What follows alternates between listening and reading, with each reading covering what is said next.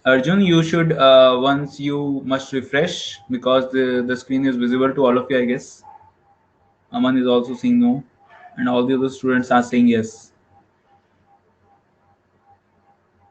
Yes, बिल्कुल यही चीज जो है सीपीयू पॉलिटी वाला स्लाइड आपको दिख रहा होगा. Okay.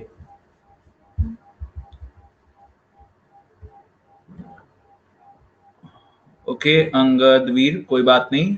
You can watch it on from the application, and I think everything is visible. Okay, so let me show myself also. So here I am Sami Singhal. I hope most of you know about me, but who don't know, I am your general studies faculty, and I will teach you related to the general awareness topics like history, polity, geography, and some part of the economics and some part of static part. Okay, so I will be taking all those things in this particular batch, and after me there will be Shiv Shankar sir will be with you, and he will be taking the science part, the general science part he will be taking. And another person who is with me in this particular journey will be our Gaurav sir. हमारे साथ गौरव sir होंगे. So Gaurav sir, he will cover the current affairs part. I hope you all know about him. He takes the class at 6 a.m. in the morning every day. जालिम सिंह, आप जो हैं एक बार log in ही कीजिए application पे. Application पे जहां पे आपका परचेज मटेरियल दिखा रहा होगा वहां से ये क्लास चलेगी. आई होप वहीं से आपने चलाई होगी.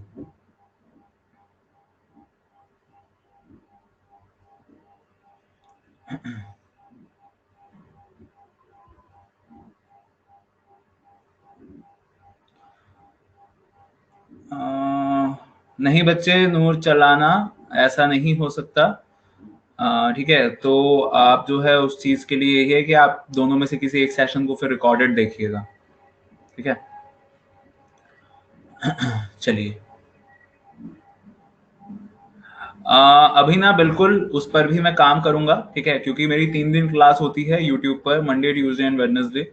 तो आज का जो सेशन रहेगा, आज तो मैं एक पुराने पार्ट को कंप्लीट करूंगा. फंडामेंटल राइट्स में पढ़ा रहा था लास्ट में. ठीक है, लास्ट वेडनेसडे. तो आज मैं उसको कंप्लीट करूंगा. उसके बाद फिर अब से आगे जो है मैं थोड़े बहुत करंट अफेयर्स के, डिफेंस के करंट अफेयर्स और बाकी अन्य चीजों पर भी मैं थोड़ा सा काम करूंगा. ठीक है, उसकी चिंता मत कीजिए. ओके.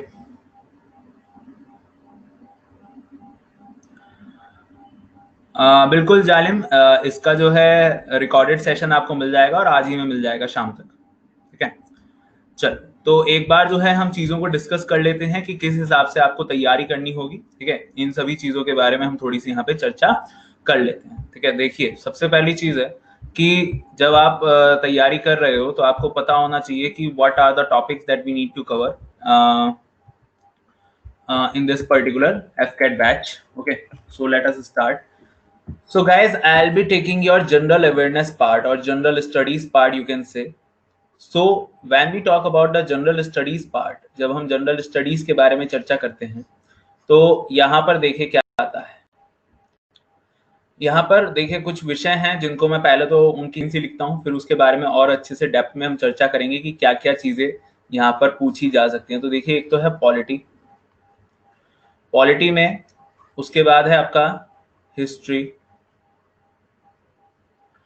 इसके बाद भाई तीसरी चीज आती है ज्योग्राफी. मैं पर्टिकुलर अपने विषय को डिस्कस करूंगा क्योंकि पर्टिकुलर जो मेरे पार्ट्स हैं उनको ही मैं आप लोगों के साथ डिस्कस कर पाऊंगा. सो उन चीजों के बारे में यहाँ पर पहले मैं लिखना चाहूंगा. इसके बाद आपका स्टैटिक पार्ट यानी कि स्टैटिक जीके. उसके बाद अगर बात करें तो आपका इकोनॉमिक्स. इकोनॉमिक्स में कुछ गिने चुने चीजें होते हैं, कुछ गिने चुने टॉपिक्स होते हैं जिनको कवर करना जरूरी होता है, जिनसे अक्सर क्वेश्चन एग्जाम में पूछा जाता है. ठीक है, और इसके अलावा अगर बात करें सो आपका जो है ये है कुछ खास चीजें. ठीक है, अब इसमें जो है हम किस हिसाब से हमें तैयारी करनी होगी, तो आप लोगों को जैसा स्टडी प्लान मिला है, ठीक है, हम उन सब पर तो हम चर्चा करेंगे ही. हाँ बिल्कुल बच्चे, 22 तक नहीं बल्कि 30 तक हो गई थी. ठीक है, 30 तक हो गई थी. अच्छा एक चीज बताइए, so in which language you are comfortable all. Either it is English or it is in Hindi, because as you know that FCAT is a batch that is mainly focused on English. So I hope you are all doing good in English. Okay. Okay. So guys, this is the particular things that I'm going to discuss with you. Okay, the particular polity, history, geography, static, and the economics part. So I need to tell you that first of all, FCAT. If we're talking about FCAT, so as you know that FCAT is an exam in which there are total 100 questions.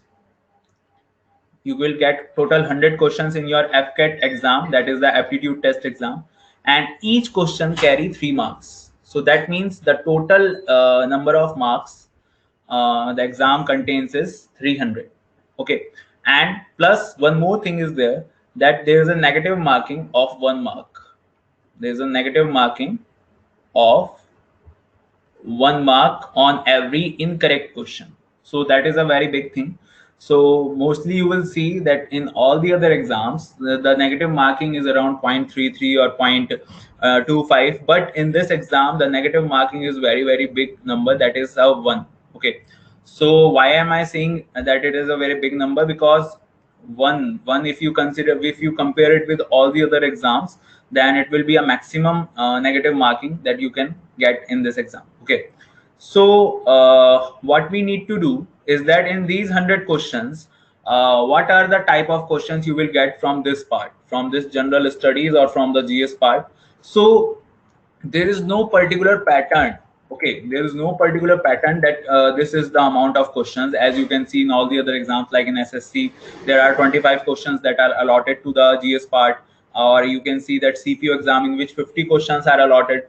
Okay, if you see the CDS exam, there is another paper, there is a separate paper for particular GS section, and that carries that carries 120 questions and 100 marks. So there is no particular type of a pattern in FCAT exam.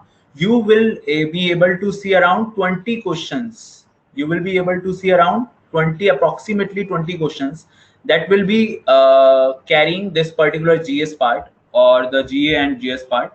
So uh, so first of all, the thing is that we are going to discuss that the particular polity, history, geography, and all the other things. Okay, so I will be taking your general studies part, the polity, the history, the geography, and the general awareness part. Uh, okay, so that will be the thing. So this will be the thing, and as you know that we have already given you the study plan, and in the study plan that we have said that we will be going to discuss first of all the polity part, then the history, then the geography part, and then we will come on the economics and the static part. Okay, now one more thing is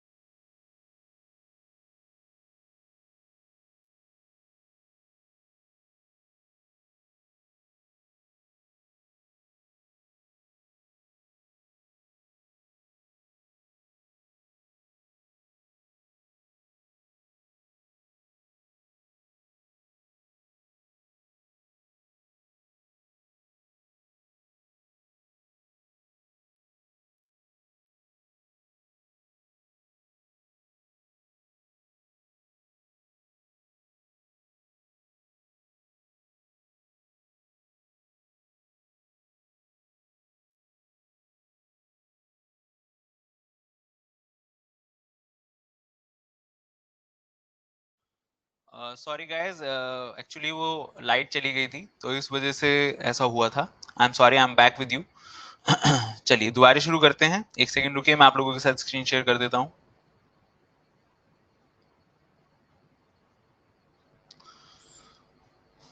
so I hope सबको screen दिख रही होगी।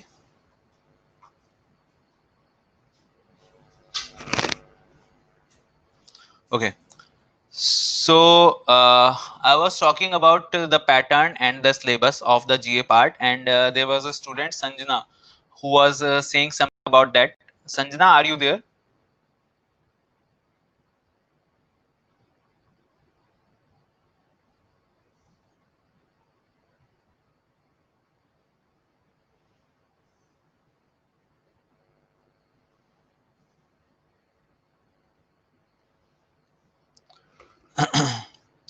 Okay, so can you please tell me what kind of syllabus you were talking about?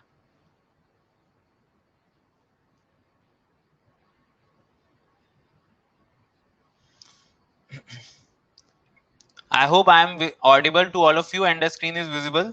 अभी मैं कुछ लिख नहीं रहा हूँ, अभी मैं कुछ लिख नहीं रहा हूँ। कभी ये सोचें कि यहाँ पे जो है स्क्रीन फ्रीज हो गई है, तो ऐसा मत सोचिएगा।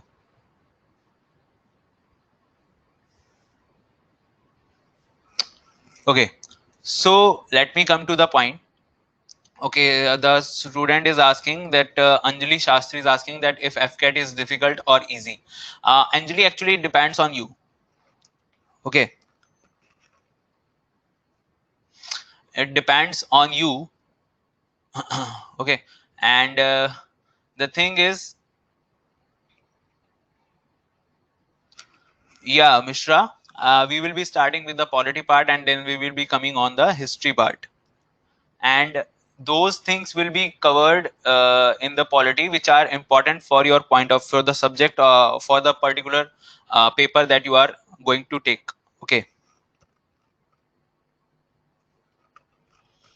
Sanjana, don't worry about them. It is up to me that what are the topics I need to cover and what is the pattern of the exam and what kind of things that I need to tell you about particular these things. Okay.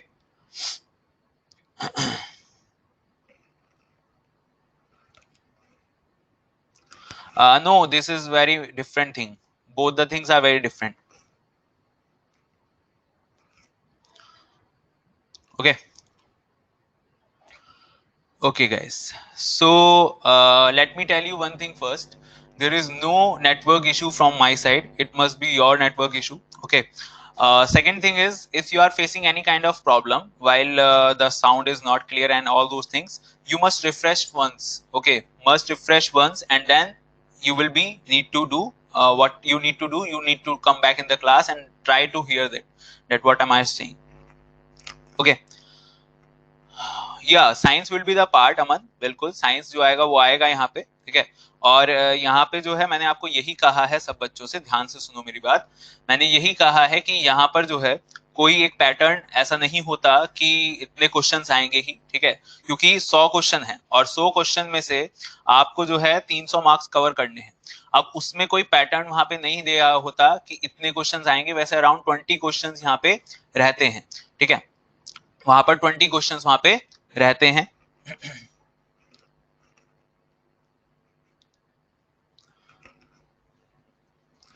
है ना, चलिए, सो let us start.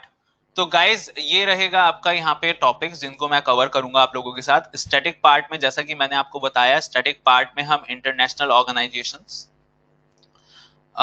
उसके अलावा जो है आपके international जो है जियोपॉलिटिकल टॉपिक्स को भी मैं थोड़ा सा यहाँ पे देखूंगा, जहां से कोई क्वेश्चंस बन सकते होंगे।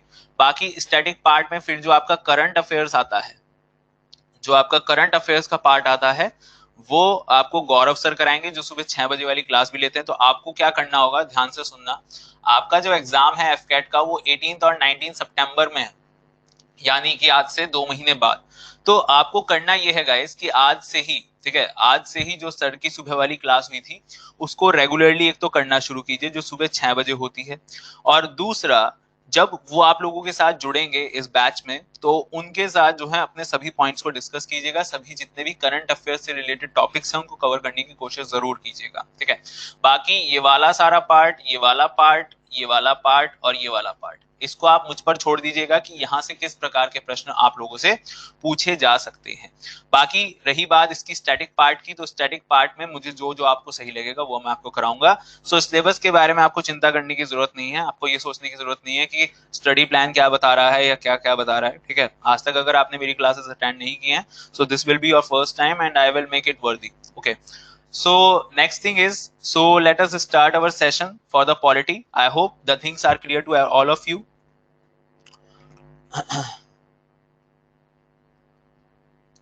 Sir, I have seen YT sessions yet, so here you will start from the beginning. Okay, yeah. Sanjana, Gaurav sir 6 AM की जो उनकी क्लास होती है वो एसएससी अड्डा पर होती है।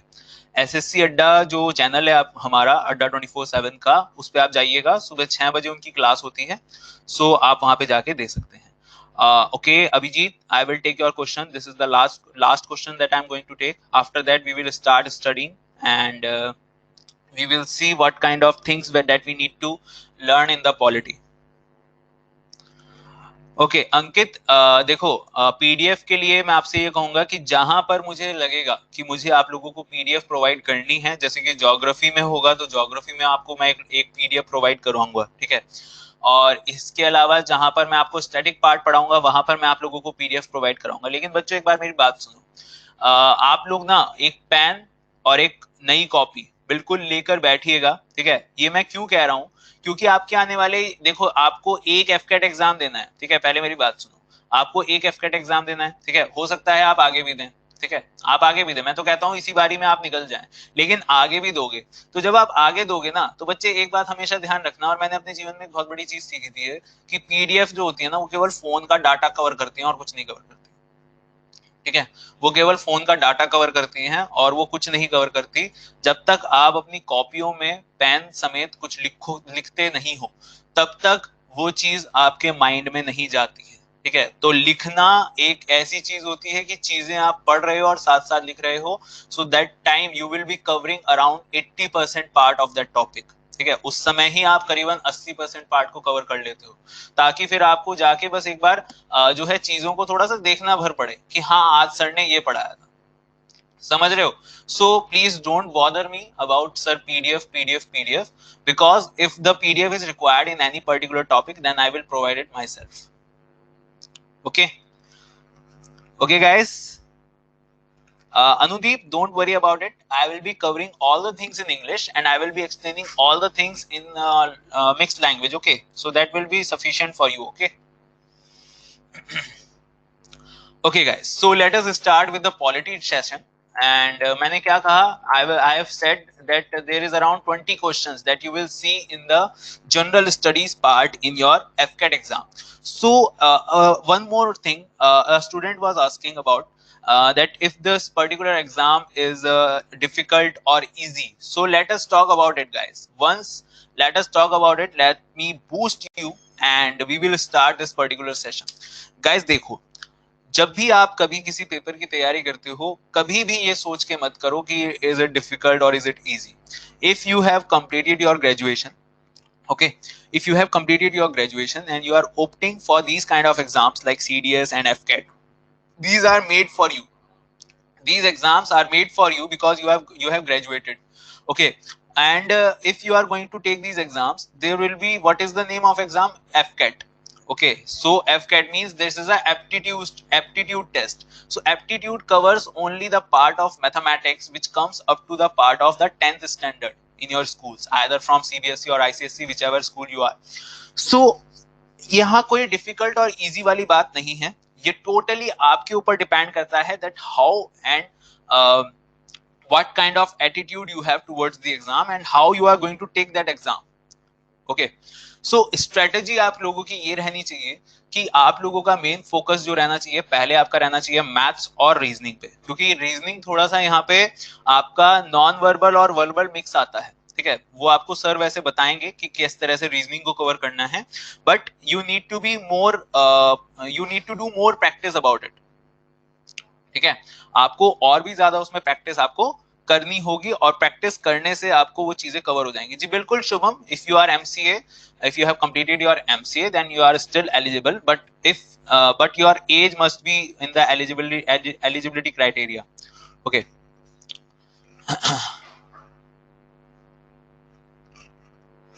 No, Sanju, it is very different. The CGS part of FCAT and CDS are very different. As you know that the CDS is the exam that is being covered by the UPSC. Okay. Or and if the particular GS part, if we are talking about for FCAT, then it is a very easy rather than the CDS exam. Okay, so that will be the thing. So strategy आप लोगों की ये रहेगी कि आप लोग जितना मैं आप लोगों को कराऊंगा, ठीक है, स्ट्रेटेजी में एक बात सुन लेना, बाकी स्ट्रेटेजी जो होती है वो खुद पर डिपेंड करती है कि हम क्या बनाते हैं। सो स्ट्रेटेजी में एक बात ध्यान रखिएगा कि जितना मैं आप लोगों को कराऊंगा, that will be the first priority, कि आप उस चीज को करें। ठीक है, उस चीज को तो आपको एटलीस्ट करना ही होगा, कि आप लोग अपने दिमाग में इस चीज को ध्यान रखिएगा, जितना मैंने करा दिया है that will be the sufficient part and you need to cover that. Okay, बाकी जीएस एक ऐसी चीज है कि वहां पर आपको एक आधा क्वेश्चन जो है ऊपर नीचे हो सकता है, लेकिन जितना मैं अगर कराऊंगा पॉलिटी में, ज्योग्राफी में, हिस्ट्री में और इकोनॉमिक्स के अन्य जो चीजें आएंगी, तो उसमें फिर आप लोगों को ज्यादा उससे ज्यादा करने की जरूरत नहीं होनी चाहिए, क्योंकि हम सीडीएस की तैयारी नहीं, यहाँ पर हम एफकेट की तैयारी कर रहे हैं। So let us come to the part of polity. What are we going to discuss in the polity? ठीक है, पॉलिटी में हम क्या क्या डिस्कस करने वाले हैं, उन चीजों पर जरा एक बार देख लेते हैं। सबसे पहले मैं पॉलिटी में आप लोगों को थोड़ा सा यहाँ पे जो है कुछ इंपॉर्टेंट पार्ट्स पर ही हम चर्चा करेंगे, सारी चीजों पर चर्चा नहीं करेंगे। तो यहाँ पर जो चीजें आपकी रहेंगी वो रहेगा part third, that is the fundamental right, after that the part fourth, after that the part fifth, and after that the part sixth. Okay, so these will be the things. And after that हम यहाँ पर बात करेंगे, चर्चा करेंगे constitutional and unconstitutional bodies. Okay, constitutional and unconstitutional bodies पर चर्चा करेंगे। For example we will talk about CAG, we will talk about AGI, and we will talk about the particular supreme court, high court. Okay, so that will be the things comes under the constitutional and unconstitutional body. इसके बाद ये रहेगा हमारा polity पर, तो polity पर हम इन चीजों पर हम चर्चा करने वाले हैं। इसके बाद अगर बात करते हैं हिस्ट्री में, तो हिस्ट्री में आप जान लीजिएगा कि हिस्ट्री में देखिए हम थोड़ा सा यहाँ पे जो है बैकग्राउंड तो देखेंगे ही कि किस तरह से इतिहास शुरू होता है, क्या क्या चीजें आती हैं। उसके बाद हम इसमें जो है मेजरली जो बुद्धिज्म और जैनिज्म आता है, इसमें क्या आता है, बुद्धिज्म, जैनिज्म, मीन्स जो एक रिलीजियन रिवॉल्यूशन हुआ था एंशिएंट हिस्ट्री के समय में, उसको हम देखेंगे। इसके बाद हम थोड़ा सा यहाँ पे चर्चा करेंगे आपके कुछ इंपॉर्टेंट डायनेस्टीज के बारे में, like the Maurya dynasty, Gupta dynasty, and after that we will be going to discuss about the particularly the Delhi सल्तनत, the Mughal era, and the Indian national movements. Okay, so that will be the thing. So first of all we are going to discuss about them. So let us start with the polity part, and in polity today we are going to discuss about the part third of the constitution, that is the fundamental right.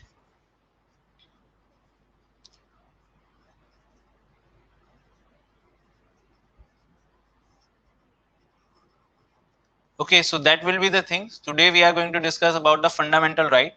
इन्हें हिंदी में कहते हैं बच्चों मौलिक अधिकार। क्या कहते हैं?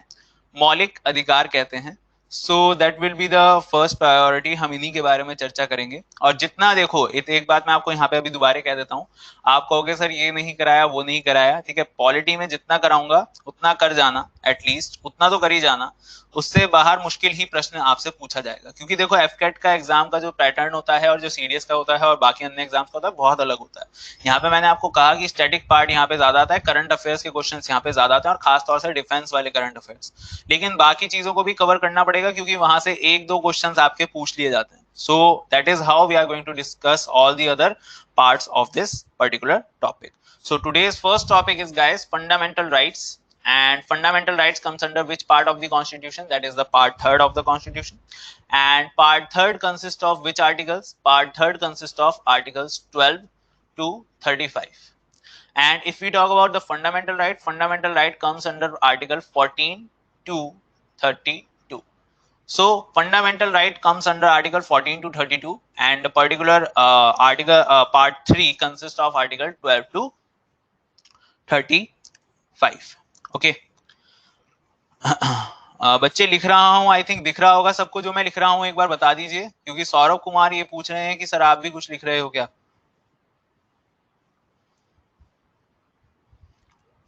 Okay, so this is the thing guys. First of all we are going to discuss about the part 3rd of the constitution and the fundamental right. तो पहला क्वेश्चन आप लोगों का देखिए यहीं पर बन गया. ठीक है, पहला क्वेश्चन आप लोगों का यहीं पर बन गया. क्या बन गया कि Article 12 to 35 comes in which part of the constitution? It comes in the part 3rd of the constitution.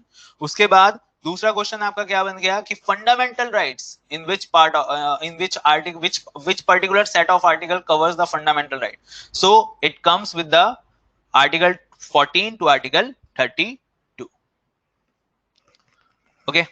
Mohammad Rashid, that I have already discussed. Part 3rd, part 4th, part 5th, part 6th means fundamental right, directive principles, fundamental duties, the union and the executive and the state legislature. And apart from that, the parliamentary system we are going to discuss, that will come under the 5th part of the constitution. And also we will be going to discuss about the constitutional and non-constitutional bodies. That means the panchayat and the municipality and all that. Okay. So that will be the thing. So first of all, let us discuss some of the things about these particular fundamental right. Here are some facts about the fundamental right. First of all, we write about them. So when we are talking about the fundamental right, the first thing comes in our mind कि इनको क्या कहते हैं बच्चों, हिंदी में कहते हैं मौलिक अधिकार. ठीक है, मौलिक अधिकार का मतलब क्या है, फंडामेंटल राइट्स का मतलब क्या है, that means those things that will be given to you, that will be guaranteed to you by our constitution. Okay, that will be guaranteed to you by our constitution. As you know that the constitution was written 70 years back in the it was enforced in 1950 on 26th of January. So वहां पर जब इसको cover किया गया, वहां पर जब इसको एनफोर्स किया गया, तो एक बात सोचो, एक छोटी सी बात सोचना आप अपने माइंड में कि इतने साल पहले कोई चीज बनाई गई और उसमें ये कहा गया कि आपको ये मौलिक अधिकार मिलेंगे. ठीक है, फॉर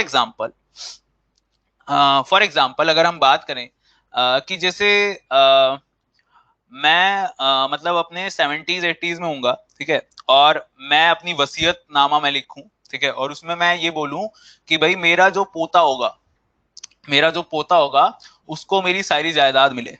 ठीक है, अब मैं 70s 80s में हूँगा तो मोस्ट प्रोबेबली मेरा जो पोता होगा वो 20-21 साल का तो होगा एटलीस्ट उस समय. तो अब एक बात ये भी सोचने वाली है कि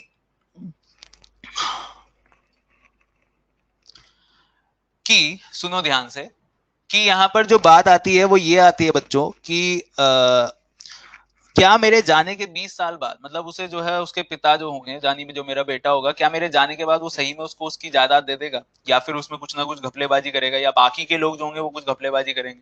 तो ऐसा हो सकता है. तो ऐसा हमारे जो है भाई, ऐसा हमारे जो है उन्होंने भी सोचा होगा, जिन्होंने संविधान लिखा उन्हें भी लगा होगा कि हाँ भाई ऐसा हो सकता है कि भाई आगे चल के जो है इन्हें जो मौलिक अधिकार हम देकर जा रहे हैं, the fundamental rights that we are going to give them, ये आगे चल के इनको दिक्कत कर जाए.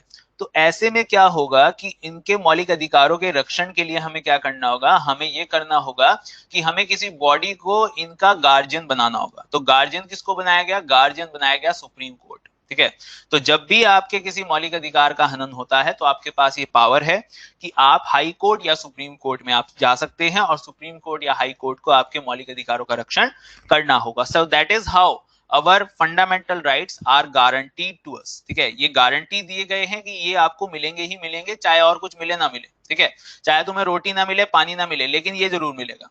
ठीक है, तो ये चीज आ जाती है किसके बारे में, मौलिक अधिकारों के बारे में. तो ये चीज आ गई. ओके बच्चे, संजना एक्चुअली हम उन्हीं चीजों को यहाँ पर फोकस करेंगे जो एग्जाम्स में पूछे जाते हैं. ठीक है, अगर हम यहाँ पर सीडीएस पढ़ रहे होते तो फिर मैं आपको पहले जो है हिस्टोरिकल बैकग्राउंड पढ़ाता पूरा. ठीक है, फिर उसके बाद मैं मेकिंग ऑफ कॉन्स्टिट्यूशन पढ़ाता, फिर इन चीजों पर आता. लेकिन अभी जो हमारा पॉइंट ऑफ व्यू रहेगा वो एग्जाम पॉइंट ऑफ व्यू से ही चलेंगे ना. ठीक है, ऐसे तो फिर वही वाली बात है कि क्लास चल रही है एसएससी की लेकिन पढ़ा रहे यूपीएससी वाला, तो उसका कोई फायदा नहीं है.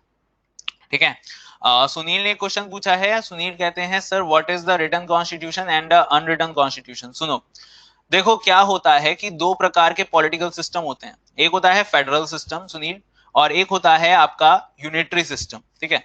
जो फेडरल सिस्टम होता है, फेडरल सिस्टम जैसे इंडिया या अमेरिका, ये सब हमारे फेडरल सिस्टम होते हैं, जहां पे एक सेंटर होता है और उसके नीचे स्टेट काम करते हैं विद एन ऑटोनॉमस पावर, ठीक है। दूसरा होता है यूनिटरी। यूनिटरी में क्या होता है, यूनिटरी में केवल और केवल एक सेंटर होता है, ठीक है, केवल एक सेंटर होता है जो काम करता है और उसके अलावा वो पूरे देश को चलाता है। ये ज्यादातर उन एरियाज में कवर किया जाता है यूनिटरी सिस्टम जहां पे लैंड मास कम हो, ठीक है। जैसे फॉर एग्जांपल यूनाइटेड किंगडम हुआ, जापान हुआ, फ्रांस हुआ, जहां पे लैंड मास कम है, ठीक है, एरिया कम है, वहां पर ज्यादातर आपको यूनिटरी सिस्टम मिलेगा।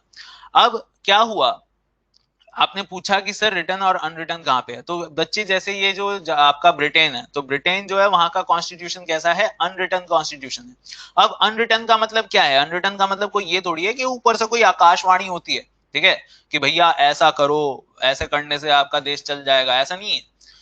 अनरिटर्न का मतलब क्या है कि most of the part of the constitution is not return, ठीक है। जैसे हमारा संविधान है, हमारा संविधान जो है, हमारा कॉन्स्टिट्यूशन कैसा है, इट इज द मोस्ट बल्कि कॉन्स्टिट्यूशन, सबसे भारी संविधान है, सबसे ज्यादा लिखा हुआ, सबसे ज्यादा इलेबोरेट, हर एक शब्द को डिफाइन किया गया है तरीके से। जहां नहीं डिफाइन किया गया तो उसके ऊपर फिर हमारी सुप्रीम कोर्ट क्या करती है, उस पर अलग अलग प्रकार के फैसले देती है ना। तो ये चीज होती है। तो इस प्रकार से हमारा जो ये संविधान है इसको लिखा गया है, लेकिन ब्रिटेन का संविधान ऐसा नहीं है, वहां का अनरिटन कॉन्स्टिट्यूशन है।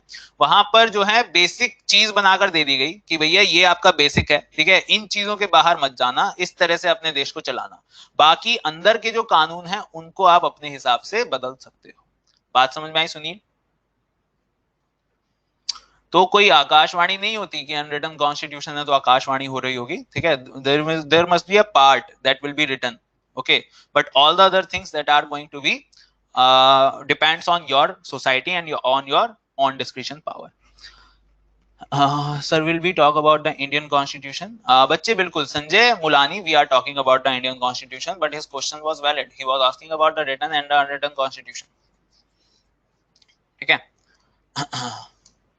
चलिए, so guys, first of all fundamental rights, तो इसके बारे में क्या बात आती है, इसके बारे में ये बात आती है that these are guaranteed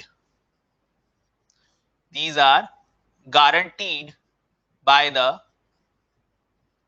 constitution, these are guaranteed by the constitution, इनकी गारंटी दी गई है हमें, ठीक है, संविधान में, कि फंडामेंटल राइट्स आपको मिलेंगे ही मिलेंगे। दूसरी चीज आती है कि फंडामेंटल राइट्स जो है ये हमने कहां से लिया है, things are taken from the USA, the part और the source of the fundamental rights in our constitution is from USA. USA जो है यहाँ, ये क्या है बच्चों, ये सोर्स है, ये सोर्स है फंडामेंटल राइट्स का, ठीक है। किसका सोर्स है ये, फंडामेंटल राइट्स का। बात को समझो, सोर्स क्या होता है। देखो यहाँ पे एक बच्चे ने क्वेश्चन पूछा, शिवांगी ने, ठीक है, हाँ वो भी बताऊंगा यश, एक सेकंड रुको, क्वासी फेडरल का मतलब भी बताऊंगा।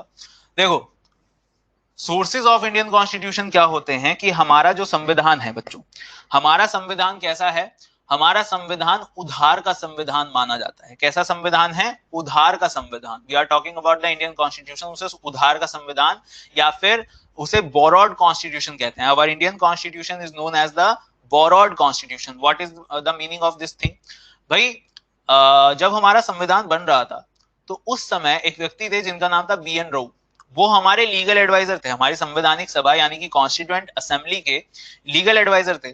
उनको क्या काम दिया गया, उनको काम दिया गया कि आप जाइए, देश विदेश जाइए और जाकर जो है चीजें वहां से लेकर आइए, ठीक है, वहां से चीजें लेकर आइए और देखिए कि किस प्रकार से उनका इस्तेमाल हम अपने देश में कर सकते हैं। तो इसी तरह से उन्होंने जो है देश विदेश का दौरा किया, वहां के संविधान को पढ़ा, ठीक है। ऑस्ट्रेलिया गए तो ऑस्ट्रेलिया से जो है वे संवर्ती सूची यानी कि कॉन्करेंट लिस्ट लेकर आए। ऑस्ट्रेलिया में से एक और चीज लेकर आए यानी कि ज्वाइंट सेशन ऑफ पार्लियामेंट लेकर आए। उसके बाद वे गए कहाँ पे, उसके बाद वे गए आपके अमेरिका। अमेरिका गए तो अमेरिका से वे क्या लेकर आए, अमेरिका में उन्होंने देखा अच्छा यहाँ के लोगों के पास मौलिक अधिकार है, अच्छा चलो भाई मौलिक अधिकार लेकर चलो, फंडामेंटल राइट्स लेकर आए। उन्होंने वहां देखा कि वहां पर एक व्यक्ति को प्रेसिडेंट बनाया जाता है, उन्होंने कहा अच्छा ये भी बात सही है भाई, हमारे भी देश में प्रेसिडेंट बनना चाहिए, हमारा भी देश रिपब्लिक होगा। तो वहां से क्या किया उन्होंने, वहां से उन्होंने एक प्रेसिडेंट को उठा लिया। फिर उसके बाद जो है वे उन्होंने देखा अच्छा प्रेसिडेंट को अगर कुछ हो जाए तो प्रेसिडेंट की जगह पर कौन काम करेगा, तो वाइस प्रेसिडेंट बना हुआ था। कहने लगे अच्छा भाई तू भी चल, ठीक है, हो सकता है भाई हमारे देश में भी ऐसी स्थिति हो जाए, ठीक है। तो ये चीजें थी। इस प्रकार से फिर कहाँ गए, वे फिर गए यहाँ पे आपके ब्रिटेन गए। तो ब्रिटेन गए तो ब्रिटेन में उन्हें क्या क्या दिखा, ब्रिटेन में उन्हें दिखा कि वहां पे ब्रिटेन में उन्होंने देखी एकल नागरिकता यानी सिंगल सिटीजनशिप, ठीक है। उन्होंने क्या देखा, सिंगल सिटीजनशिप देखी। यानी इसका क्या मतलब हुआ, इसका मतलब हुआ कि भारत में एक प्रकार की नागरिकता मिलती है। भाई आप लोग जितने भी बच्चे यहाँ पर मेरे साथ बैठे हो इस समय पढ़ रहे हो, आप सभी किसी ना किसी स्टेट को बिलोंग करते होंगे या किसी यूनियन टेरिटरी को बिलोंग करते होंगे, ठीक है। अब आप जो है मान लो आप दिल्ली के हो या फिर गुजरात के हो या मुंबई या महाराष्ट्र के हो, जहां के भी हो, क्या आप ये कहते हो दैट मैं एक मराठी हूँ या मैं एक गुजराती हूँ, ठीक है, या मैं उत्तराखंडी हूँ या मैं उत्तर प्रदेशी हूँ, ऐसा तो नहीं कहते ना। आप क्या बोलोगे, आई एम एन इंडियन, ठीक है। आप क्या बोलोगे, मैं एक भारतीय हूँ, ठीक है। तो यही चीज होती है ब्रिटेन में। ब्रिटेन में भी जो होता है वो ब्रिटिश ही होते हैं, ठीक है। उनके लिए कोई ऐसा पर्टिकुलर नहीं होता कि कोई जो है साउथहैम्पटन का रहने वाला है तो मैं साउथहैम्पटनिश हूँ, ठीक है, ऐसा नहीं होता। वहां पे ब्रिटिश होता है। लेकिन अमेरिका में ऐसा नहीं होता। अमेरिका में क्या होती है, अमेरिका में दो तरह की नागरिकता होती है। उसके पीछे रीजन है, वो आगे बताऊंगा आपको। वो बताऊंगा अभी जब मैं आपको ये फेडरल वाला पार्ट समझाऊंगा, जैसे बच्चे ने क्वेश्चन पूछा है, ठीक है। तो ये चीज आएगी। नहीं बच्चे अंजनी, मैं पार्ट्स डिस्कस नहीं कर रहा, मैं फंडामेंटल राइट्स को ही डिस्कस कर रहा हूँ। वो बीच में जो क्वेश्चंस आपके आ रहे हैं उनको भी मैं लेता जा रहा हूँ, ठीक है ना। तो ये चीज है। अच्छा यहाँ पे पूछा है सुप्रांत ने, कौन व्यक्ति थे बच्चे, वो थे बी एन राउ। वो कौन थे, बी एन राउ थे, याद रखिएगा, बी एन राउ। और इनको क्या कहा जाता था, इनको लीगल एडवाइजर कहा जाता था। He was known as the legal adviser, he was known as the legal advisor of the constituent assembly। इन्हें संवैधानिक सभा का क्या कहा जाता था, लीगल एडवाइजर कहा जाता था। He was known as the legal adviser of the constituent assembly. तो हमने देखा, समझ में आई बात की सोर्सेस क्या होते हैं शिवांगी, किस प्रकार से सोर्सेस लाए जाते हैं। जैसे जर्मनी के बारे में आप लोगों ने एक कंफ्यूजन रहता है बच्चों को कि जर्मनी में क्या लिया गया था। तो कोई बता सकता है कि किस चीज को हमने जर्मनी से लिया था। ज्यादातर बच्चे गलत बताते हैं उसका आंसर, इसलिए पूछ रहा हूं, कोई बता सकता है, एनी स्टूडेंट। देखो बिल्कुल जैसा मैंने सोचा था, जर्मनी से ये जो है शुभम 609 ने आंसर दिया है। संजू कुमार ने कहा है राइट टू एजुकेशन लिया गया है जर्मनी से। ओके, शिव श्याम ने कहा है डीपीएसपी। लक्ष्य ने कहा इमरजेंसी प्रोविजंस। ओके बहुत अच्छा, शिवांगी का आंसर जो है बहुत अच्छा लगा मुझे, Shivangi Sharma, very good answer. And all the other students, your answer is wrong, I am sorry to say about it, but your answer are all wrong, ठीक है। देखो सुनो, जर्मनी से हमने क्या लिया है, जर्मनी से जो है आप कह रहे हो जर्मनी से हमने इमरजेंसी प्रोविजंस लिया है। मुझे नहीं पता आप लोगों ने ये चीज कहां पर पढ़ी है, जहां पर भी पढ़ी है उसको भी बताइएगा, जिससे भी पढ़ी है उसको भी बताइएगा कि भाई तू गलत बता रहा है, ठीक है। तो जर्मनी से जो है हमने क्या लिया है, जर्मनी से लिया है हमने suspension of fundamental rights during emergency, ठीक है। बच्चे क्या बताते हैं, बच्चे ये कहते हैं कि जर्मनी से हमने आपातकाल के प्रावधान लिए हैं। बच्चे क्या कहते हैं कि आपातकाल के प्रावधान जर्मनी से लिए गए, ऐसा नहीं है। जर्मनी से क्या लिया गया है, suspension of fundamental rights during emergency. भाई यानी का मतलब क्या हुआ कि जब कभी आपातकाल लगता है, जब कभी आपातकाल लगता है उस समय आपके जो फंडामेंटल राइट्स यानी कि मौलिक अधिकार होते हैं उनको क्या कर दिया जाता है, भंग कर दिया जाता है, ठीक है, उनको निरस्त कर दिया जाता है। तो वो चीज आ जाती है किसमें, वो आ जाती है आपके यहाँ पर मौलिक अधिकारों में, फंडामेंटल राइट्स में, ठीक है। तो ये चीज ली गई है। अगर बात करें इमरजेंसी प्रोविजंस, एक और कंफ्यूजन आपका दूर कर देता हूं, इमरजेंसी प्रोविजंस हमने कहां से लिए हैं बच्चों, तो इमरजेंसी प्रोविजंस याद रखिएगा ये हमने लिए हैं किस देश से, ये हमने लिए हैं देश से नहीं लिए, हमने एक कानून से लिए हैं जिसको कहते हैं 1935 गवर्नमेंट ऑफ इंडिया एक्ट। कहां से लिए हैं, 1935 गवर्नमेंट ऑफ इंडिया एक्ट से हमने इनको लिया है। नहीं बच्चे सुनील, सभी इमरजेंसी में मौलिक अधिकार भंग नहीं होते, याद रखना। केवल और केवल नेशनल इमरजेंसी और प्रेसिडेंट रूल के समय इनको भंग किया जा सकता है, या फिर सेक्शन 144 के समय। फाइनेंशियल इमरजेंसी एक ऐसी इमरजेंसी है जिसमें आपके मौलिक अधिकारों पर कोई प्रभाव नहीं पड़ता, ठीक है, यानी कि वित्तीय आपातकाल। ये आगे बताऊंगा जब आपको अभी मैं प्रेसिडेंट वगैरह पढ़ाऊंगा, ठीक है। चलिए एक और क्वेश्चन ले लेता हूं, ठीक है, एक बच्चे का, फिर आगे चलता हूं, ठीक है, क्योंकि वो क्वेश्चन इंपॉर्टेंट है, थोड़ा सा उसके बारे में आपको बता देता हूं। एक बच्चे ने क्वेश्चन पूछा है, सर ये क्वासी फेडरल क्या होता है? एक बच्चे ने क्या पूछा है, सर ये क्वासी फेडरल क्या होता है, अर्ध संघीय प्रणाली क्या होती है? इसको हिंदी में कहते हैं अर्ध संघीय प्रणाली। अब चीज को समझो, एक होता है फेडरल सिस्टम, एक होता है यूनिटरी सिस्टम, ठीक है। फेडरल सिस्टम यानी इसको हिंदी में कहते हैं संघीय प्रणाली, और ये यूनिटरी यानी एकल प्रणाली, ठीक है। फेडरल सिस्टम में जैसा मैंने आपको अभी थोड़ी देर पहले बताया, एक सेंटर होता है, सेंटर के नीचे आपके स्टेट्स होते हैं, राज्य होते हैं, ठीक है। ये दोनों एक दूसरे से इंडिपेंडेंट होकर काम करते हैं, यानी ये भी ऑटोनॉमस काम कर रहा है, ये भी ऑटोनॉमस काम करता है। यूनिटरी में क्या होता है, यूनिटरी में केवल और केवल आपका सेंटर होता है, यानी कि केंद्र होता है, और केंद्र अपने हिसाब से काम करता है, उसके नीचे कोई स्टेट नहीं होता। बस वहां पे रिप्रेजेंटेटिव्स होते हैं जो अपने अपने अपने जोन्स में काम करते हैं, लेकिन कोई स्टेट वाली मिनिस्ट्री या स्टेट वाली गवर्नमेंट नहीं होती। वहां पर केवल एक गवर्नमेंट होती है, सेंट्रल गवर्नमेंट। इसके एग्जांपल्स हैं, जैसे कि सेंटर में आपका जो है यूके आ जाएगा, यूनाइटेड किंगडम आ जाएगा, इसके अलावा फ्रांस आ जाएगा, इसके अलावा आपका सिंगापुर आ जाएगा, इसके अलावा अगर बात करें तो आपका जो है यहाँ पे जापान आ जाएगा, ठीक है। ये सब आपके यूनिटरी फॉर्म ऑफ गवर्नमेंट्स हैं। फेडरल की बात करें तो फेडरल में आपका जो है इसके दो बड़े एग्जांपल्स हैं, यूएसए, और यूएसए के अलावा आपका इंडिया। ये सब आपके जो है फेडरल के एग्जांपल आ जाते हैं, ठीक है।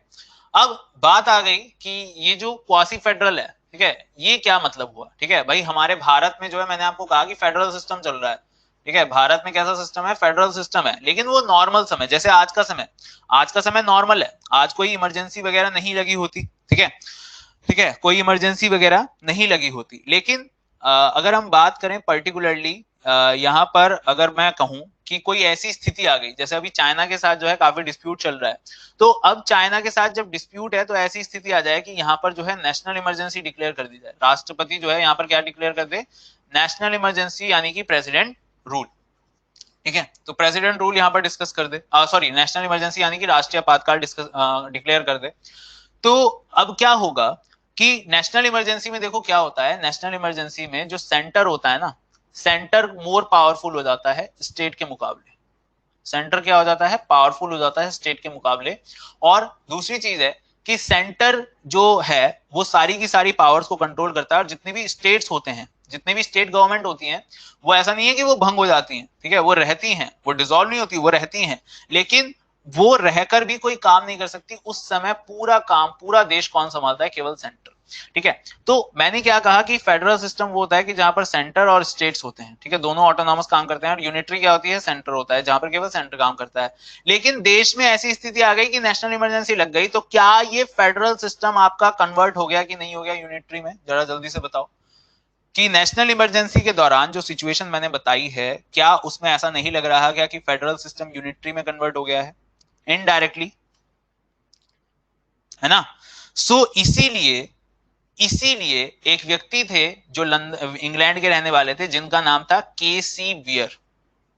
एक व्यक्ति थे जिनका नाम था केसी वियर, और केसी वियर जो थे, इन्होंने क्या कहा, इन्होंने कहा कि भारत की जो संघीय प्रणाली है वो कैसी प्रणाली है, क्वासी फेडरल।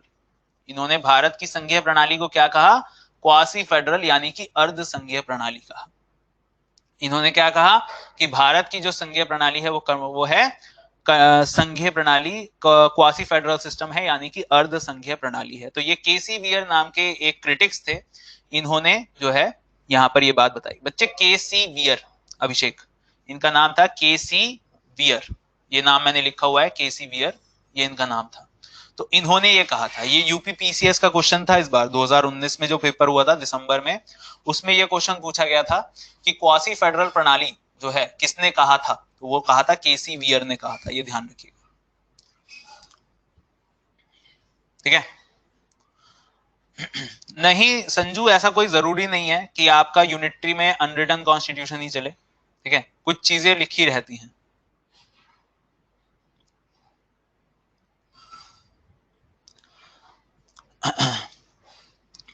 चलिए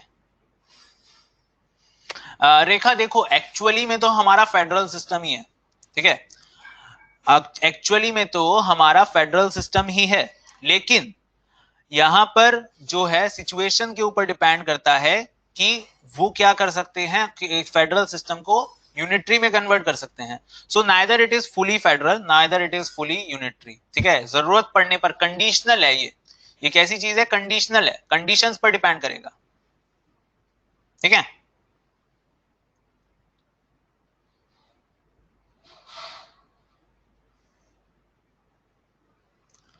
चलिए। नहीं अभिषेक, ही वॉज फ्रॉम ब्रिटेन, ये ब्रिटेन से थे। ठीक है ना। हाँ बिल्कुल, कॉन्करेंट लिस्ट वाला एग्जांपल भी आप ले सकते हो शुभम, बिल्कुल सही आपने बताया। ठीक है,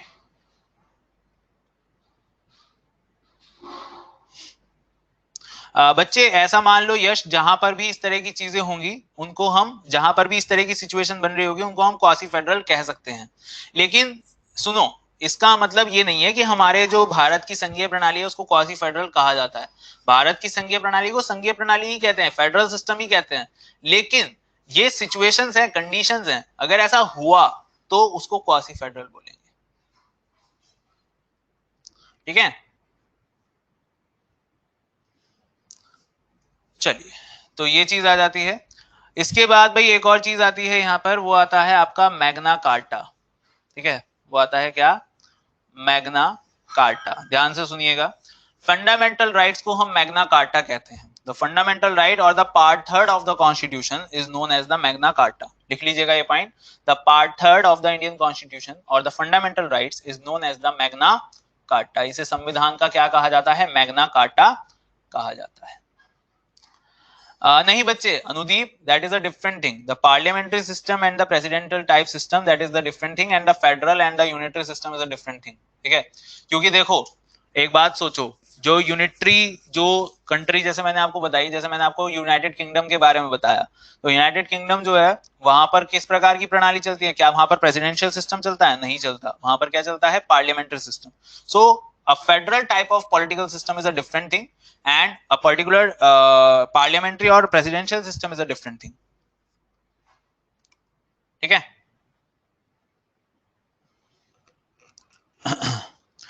सुनील, एक्चुअली यूएसए में क्या होता है कि यूएसए में जब इमरजेंसी की स्थिति आती है तो उसमें पावरफुल होता है आपका सेंटर। ठीक है, और बाकी वैसी स्थिति में भी आपका जो सेंटर होता है वो पावरफुल ही रहता है। तो वहां पे ऐसे पर्टिकुलर नहीं कहा जाता, वहां पर जो स्टेट्स होते हैं उनका ऊपर इतनी पावर नहीं चल पाती इमरजेंसी के दौरान भी। इमरजेंसी के दौरान वो अपनी गवर्नमेंट चलाते रहते हैं, तो वहां पे ऐसा नहीं होता। ये इंडिया की बात हम करेंगे। ठीक है, चलिए, तो ये मैग्ना कार्टा कहा जाता है। अब इस बात का मतलब क्या है मैग्ना कार्टा, एक्चुअली देखो क्या हुआ था, 1215 की बात है, सन 1215 यानी कि 1215 एडी की बात है। ये हुआ ये था कि जो आपके एक राजा थे ब्रिटेन के जिनका नाम था किंग जॉन। ब्रिटेन के एक राजा थे जिनका नाम था किंग जॉन। किंग जॉन ने क्या किया, किंग जॉन ने यहाँ पर अपनी जनता के साथ जो है एक ट्रीटी साइन करी। ठीक है, एक एग्रीमेंट साइन किया, और उस एग्रीमेंट का नाम क्या था, उस एग्रीमेंट का नाम था मैग्ना कार्टा। उस एग्रीमेंट का नाम क्या था, मैग्ना कार्टा।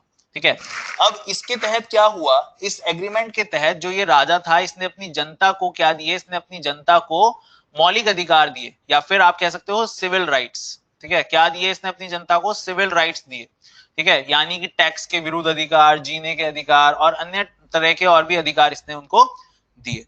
तो जब ये एग्रीमेंट साइन हुआ तो इसमें क्या बात की गई, यहाँ पर बात की गई राइट्स की, यानी अधिकारों की।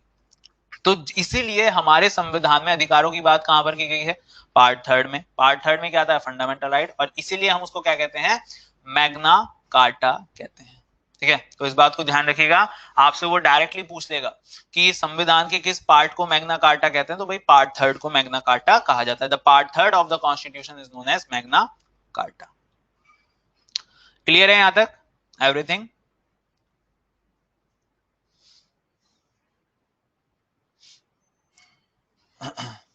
रोहन, एक्चुअली बात यह है कि जो चीजें जब मैं पढ़ाऊंगा उस समय पूछना।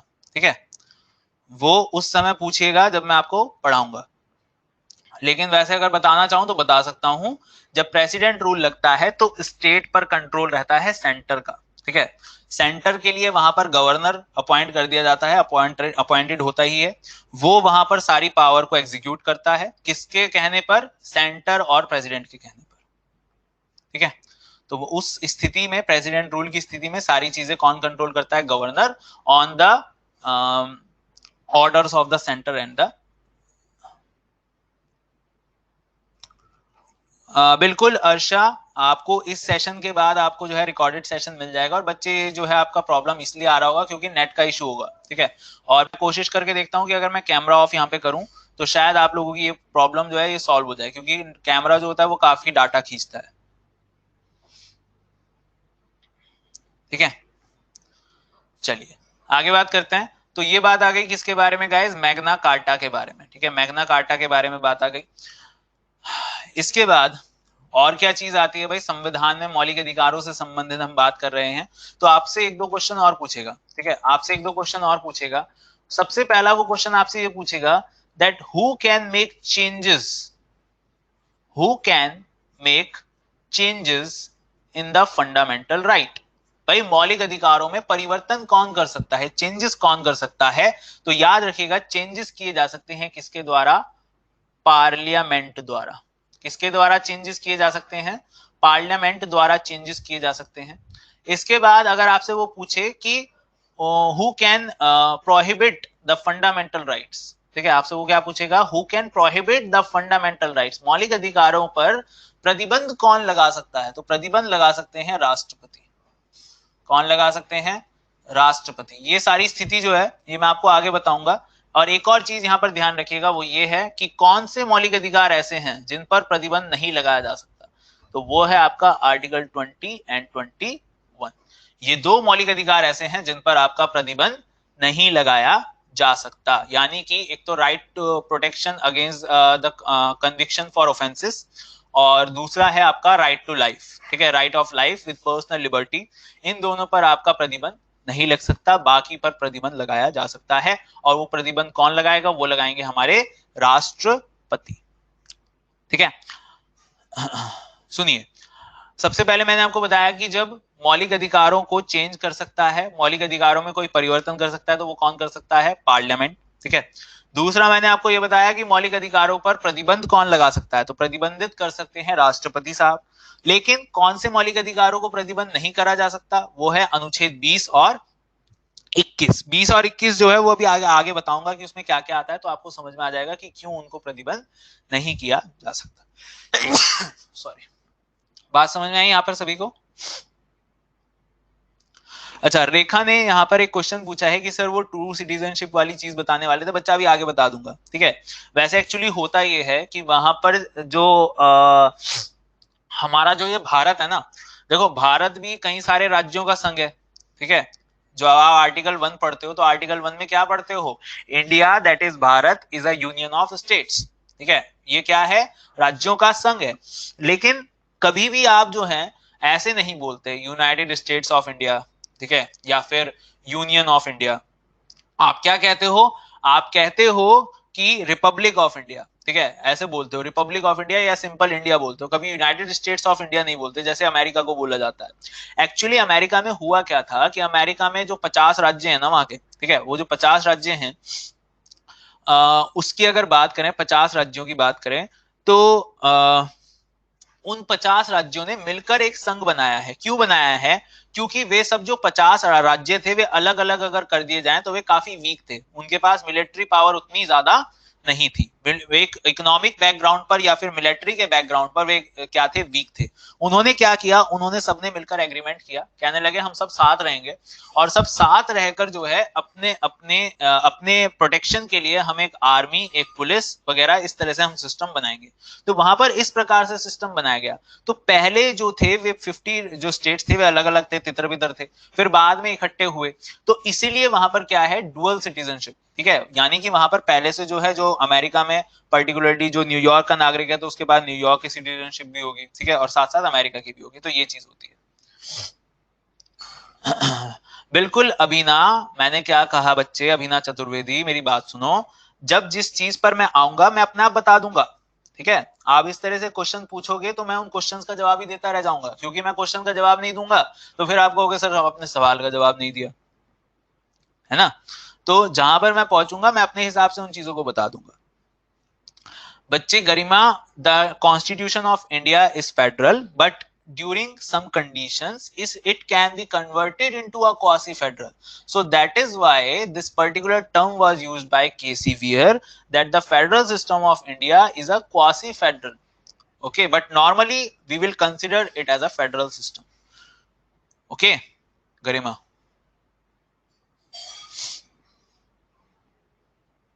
ओके सो ये थी बात यहां तक की गाइस। अब हम बात करेंगे कि ये जो फंडामेंटल राइट्स हैं, मौलिक अधिकार हैं, इनमें क्या आता है। ठीक है, तो मौलिक अधिकारों को पढ़ने के लिए अब एक बात ध्यान रखना, सबसे पहली चीज है कि हमारे टोटल फंडामेंटल राइट्स कितने हैं। टोटल फंडामेंटल राइट्स कितने हैं हमारे? तो टोटल फंडामेंटल राइट्स हैं हमारे 6। इनिशियली यानी पहले जब संविधान शुरू हुआ तब कितने थे? ये 7 थे। इनको कम करके कितना कर दिया गया? 6 कर दिया गया। ठीक है, कम कैसे किया गया, क्यों किया गया, कब किया गया, वो आगे बात हम करेंगे। ठीक है, एक मौलिक अधिकार को क्या कर दिया गया था? खत्म कर दिया गया था, तो उसके बारे में आगे चर्चा करेंगे। ये 7 से घटकर कितना हो गया था? 6 हो गया था। ठीक है, अब बात आती है कि ये जो 6 मौलिक अधिकार हैं, इन पर हमें चर्चा करनी है कि ये क्या होते हैं। तो 6 मौलिक अधिकार कौन कौन से हैं? तो उसमें सबसे पहले आता है गाइस आपका राइट टू इक्वालिटी। ठीक है, यानी कि हिंदी में अगर कोई बच्चा लिख रहा है, ठीक है, जहां तक मुझे लग रहा है कोई नहीं लिख रहा होगा वैसे, लेकिन फिर भी समानता का अधिकार, समानता का अधिकार। एक बार बता दो, कोई बच्चा है ऐसा जो हिंदी में लिखता है? कोई बच्चा है ऐसा जो हिंदी में लिखता है? ओके, राजू ने बोला यस। ओके अनिकेत, चलिए कोई बात नहीं, ठीक है, चिंता मत कीजिए उसके बारे में। ओके मिराज भी लिखते हैं। ओके कोई बात नहीं। ओके मिराज ने कहा नहीं। ओके ठीक है, मैं ध्यान रखूंगा सुनील। तो मैंने क्या लिखा गाइस? सबसे पहले हमने बात करी किसके बारे में? राइट टू इक्वालिटी, यानी कि हिंदी में लिखते हैं इनको समानता का अधिकार। क्या कहते हैं? समानता का अधिकार। और ये आता है आर्टिकल 14 to 18, अनुच्छेद 14 से लेकर 18 तक आता है आपका समानता का अधिकार। समानता के अधिकार में देखिए बात क्या कह रहा है? इक्वालिटी की। ठीक है, किसकी बात कर रहा है? ये इक्वालिटी की बात कर रहा है, यानी कि समानता की बात कर रहा है। समानता का मतलब क्या होता है कि आप और हम जो है भाई बराबर हैं। ठीक है, आप और हम बराबर हैं। भारत में कोई भी व्यक्ति किसी के साथ किसी प्रकार का भेदभाव नहीं किया जा सकता। ये कहता है राइट टू इक्वालिटी, यानी आर्टिकल 14 to 18। अब आर्टिकल 14 to 18 में जो हमने ये समानता की बात करी है, तो इस समानता को समझने के लिए हमें इन आर्टिकल 14 to 18 तक याद करना होगा। एक बात ध्यान रखिएगा, ठीक है, छोटी सी चीज यहाँ पर ध्यान रखिएगा, वो क्या है? वो ये है कि आर्टिकल 14 to 18 तक हम जब भी बात करेंगे, हम बात करेंगे किसके बारे में? हम बात करेंगे आपके समानता के बारे में, यानी केवल और केवल इक्वालिटी के बारे में हम बात करेंगे। ठीक है, केवल इक्वालिटी के बारे में बात करेंगे। तो इनको याद करने का तरीका बच्चों ये है, बच्चे अक्सर पूछते हैं कि सर हमें आर्टिकल्स याद नहीं होते।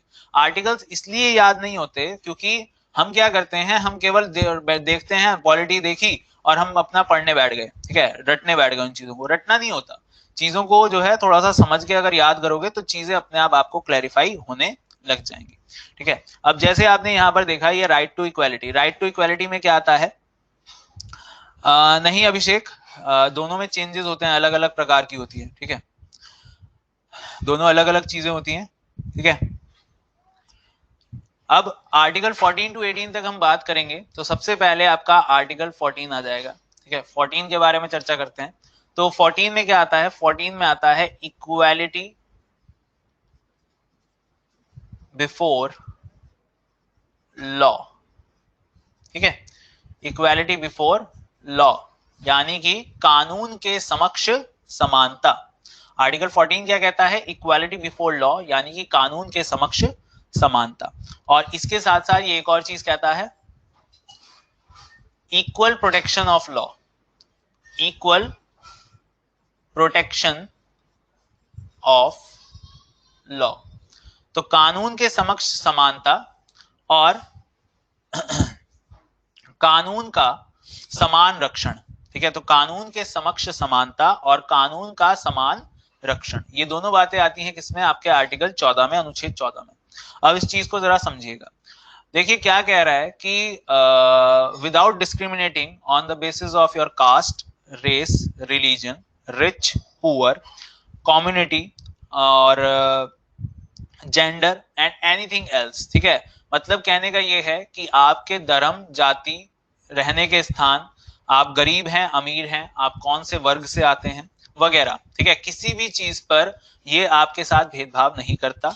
आप चाहे कोई से भी वर्ग से आते हो, किसी भी धर्म के हो, आपके केवल किस चीज को देखेगा, केवल और केवल आपके जुर्म को देखेगा। जो आपने जुर्म किया है केवल उस चीज को देखेगा और उसके बिहाफ पर आपको जो है ये क्या देगा, पनिशमेंट देगा। उसके अलावा और कोई चीजें ये नहीं देखता। ये नहीं देखता कि आप जो है महिला हैं या पुरुष हैं, ठीक है, या क्या है। ये केवल आपके कर्म को देखता है, कर्म के हिसाब से आपका पनिशमेंट डिसाइड किया जाता है। दूसरा है यहाँ पर इक्वल प्रोटेक्शन ऑफ लॉ। अब ये इक्वल प्रोटेक्शन ऑफ लॉ का मतलब क्या है, यानी कि कानून के समक्ष समान रक्षण। ठीक है, मतलब इक्वल प्रोटेक्शन ऑफ लॉ क्या है, सुनिएगा भाई। मान लो कि दो व्यक्ति थे एक्स और वाई, ठीक है, दो व्यक्ति थे एक्स और वाई। एक्स ने जो है मर्डर किया, डिफेंस करते हुए, खुद को डिफेंड करते हुए उसने मर्डर कर दिया, ठीक है, यानी कि उस पर हमला हुआ और अपना रक्षण करते समय उसने क्या कर दिया, मर्डर कर दिया। दूसरी तरफ जो वाई था, वाई ने कॉन्स्पिरेसी करी, ठीक है, वाई ने जो है पूरा षड्यंत्र बनाया और षड्यंत्र बनाकर उसने किसी व्यक्ति को जो है यहाँ पर पकड़ा और उसको मर्डर कर दिया, उसको मार दिया। तो जब ये चीज हुई तो दोनों ही चीजों की वजह से क्या होता है कि यहाँ पर उसने पर्टिकुलर एक व्यक्ति को उठाया, उसको मार दिया, ठीक है, वो कॉन्स्पिरेसी हुई। लेकिन एक व्यक्ति ने जो मर्डर किया वो कैसे किया, अपने रक्षण में किया। तो क्या दोनों को आप सेम पनिशमेंट दे सकते हो? एक बात बताओ सभी बच्चे, क्या आप दोनों को सेम पनिशमेंट दे सकते हो? एक ने तो मर्डर किया भाई अपने आप को बचाने के लिए और एक ने मर्डर किया कॉन्स्पिरेसी के तहत।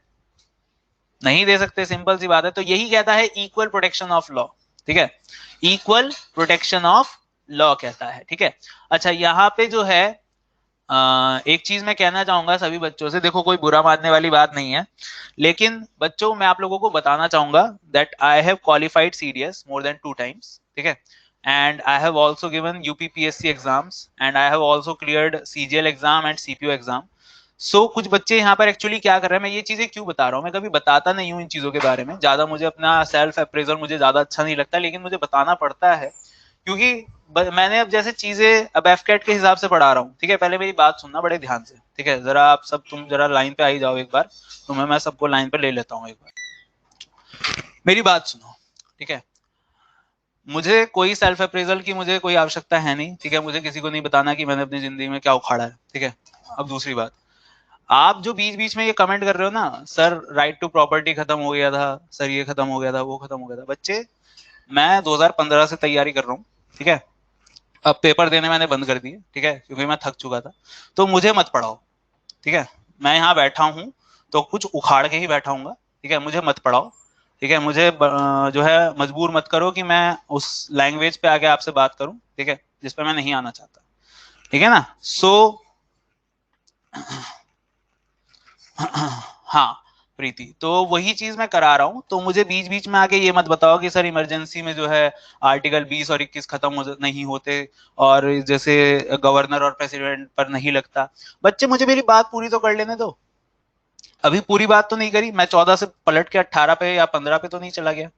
ठीक है, तो मेरे कहने का तात्पर्य ये है, ठीक है, कोई ऑफेंड होता है ठीक है, नहीं होता है बहुत बढ़िया, लेकिन मुझे यहाँ बैठ के पढ़ाओ मत।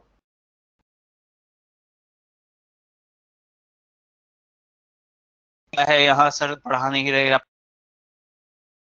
मुझे बताइए बात, ठीक है।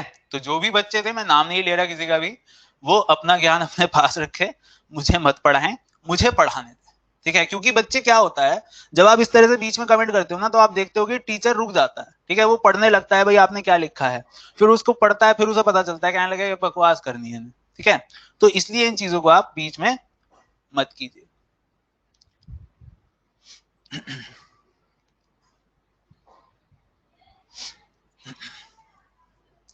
चलिए,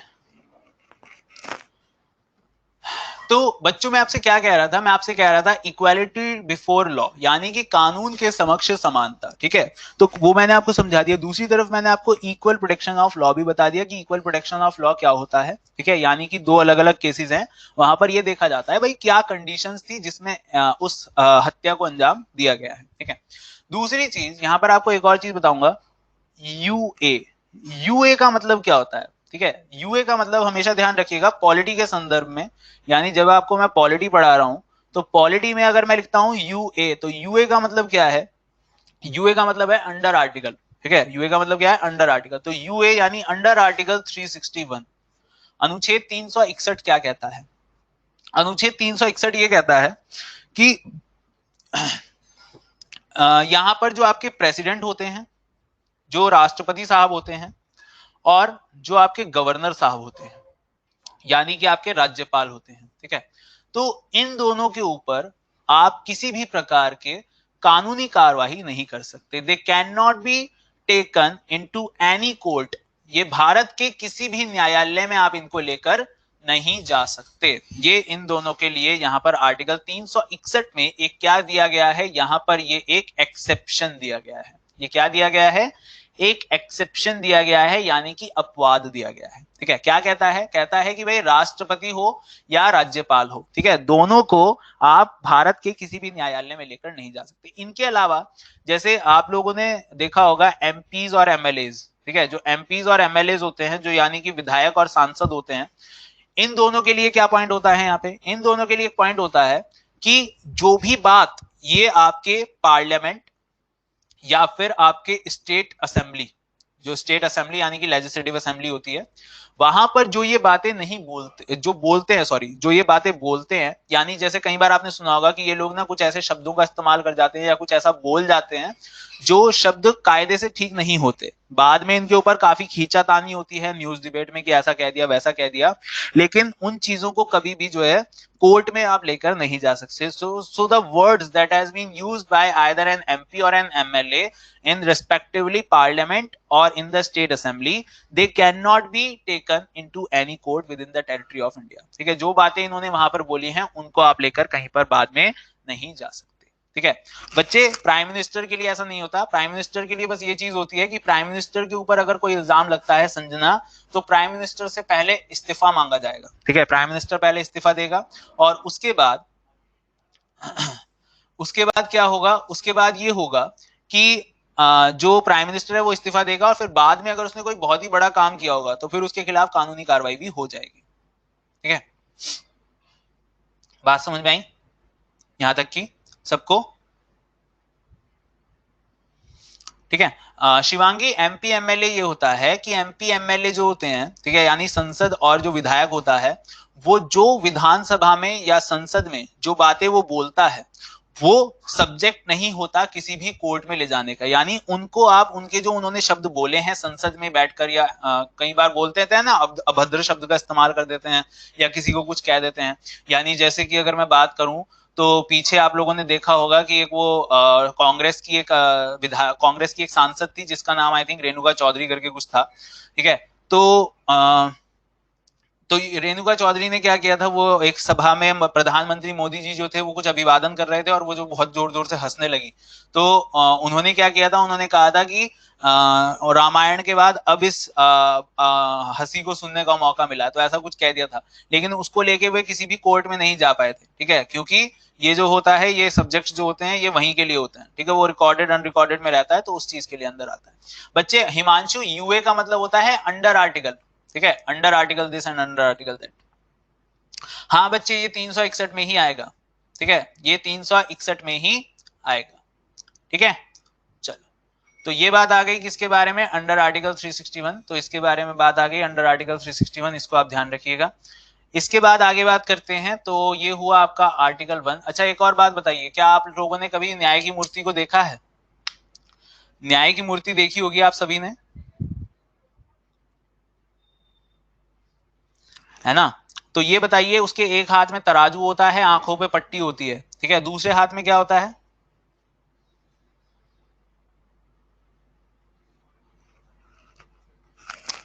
हाँ बच्चे, गीत एक्चुअली होता क्या है, सुनो। जब राष्ट्रपति या गवर्नर कोई ऐसा काम कर दे कि वे पर्टिकुलरली जो है किसी का खून कर दें या ऐसा कुछ कर दें, ऐसा कभी होता नहीं है। तो ऐसी स्थिति में क्या होगा? पहले उन्हें उनके पद से हटाया जाएगा, ठीक है, उन्हें उनके पद से हटाया जाएगा आइदर थ्रू द इम्पीचमेंट, ठीक है, प्रेसिडेंट के लिए इम्पीचमेंट होगा। गवर्नर के लिए क्या होगा? गवर्नर के लिए ये होगा कि गवर्नर को राष्ट्रपति उसके पद से हटा देगा, ठीक है, और फिर जो है उसके बाद उस व्यक्ति को आप हटाने के बाद उसके पद से फिर उसके ऊपर कोई कानूनी कार्रवाई की जाएगी। ठीक है, तो यहाँ पे बच्चों ने बताया कि गीता होती है, किसी ने कहा कॉन्स्टिट्यूशन होता है, नहीं बच्चों उसके हाथ में होती है तलवार। अभिना चतुर्वेदी ने सही आंसर दिया यहाँ पे, उसके हाथ में क्या होती है, तलवार होती है। ठीक है, तो ये बात भी ध्यान रखिएगा। तो ये चीज आ जाती है आपके किसके बारे में, आर्टिकल 14 के बारे में। ठीक है, ओके बच्चे, मैं एक बार उसको बता देता हूँ। देखो सुनो, यहाँ पे एक बच्चा कह रहा है कि सर एक बार आर्टिकल 12 और 13 बता दे। बच्चे आर्टिकल 12 क्या होता है, 12 में आता है डेफिनेशन ऑफ स्टेट। आर्टिकल 12 में क्या आती है, डेफिनेशन ऑफ स्टेट आती है, यानी स्टेट की परिभाषा। और अनुच्छेद 13 में क्या आता है, 13 में आता है that these states are recommended, the states are recommended not to violate any fundamental right while making any policy। ठीक है, हालांकि ये दोनों आपके लिए इंपॉर्टेंट नहीं है, लेकिन फिर भी इन दोनों को मैं समझा देता हूं। सुनो, स्टेट क्या होता है, डेफिनेशन ऑफ स्टेट। अब यहाँ पे ये जो स्टेट शब्द है ये किसको डिफाइन कर रहा है, ये स्टेट शब्द डिफाइन कर रहा है union, state, union territory, local body, public company या फिर प्राइवेट कंपनी भी इसके अंतर्गत आ जाती है। ठीक है, ऐसे ही आर्टिकल 13 क्या कह रहा है, आर्टिकल 13 इन्हीं स्टेट्स को, ये कह रहा है इन्हीं स्टेट्स को, ये जो स्टेट्स मैंने यहाँ पर लिखे हैं इन्हीं को रिकमेंडेशन दी है, सलाह दी है क्या, कि भाई कोई भी मौलिक अधिकार वायलेट मत करना, या फिर मतलब क्या है कि मौलिक अधिकार को भंग मत करना कोई भी नीति बनाते समय। ठीक है, किसी भी मौलिक अधिकार को भंग मत करना कोई भी नीति बनाते समय।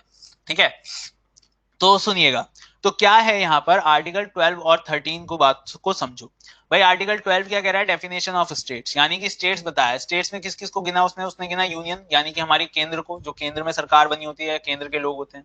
उसके बाद उसने गिना स्टेट को, स्टेट्स यानी कि राज्य सरकार वगैरह। ठीक है, उसके बाद उसने किसको गिना यहाँ पे, लोकल बॉडीज, लोकल बॉडीज यानी कि आपके जो पंचायत और नगर पालिका, नगर पंचायत ये सब होती है।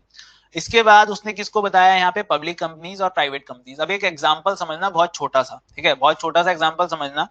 आप जो है सब यहाँ पर पढ़ने आए हो, ठीक है, आप सभी यहाँ पे अड्डा 24/7 में पढ़ने आए हो।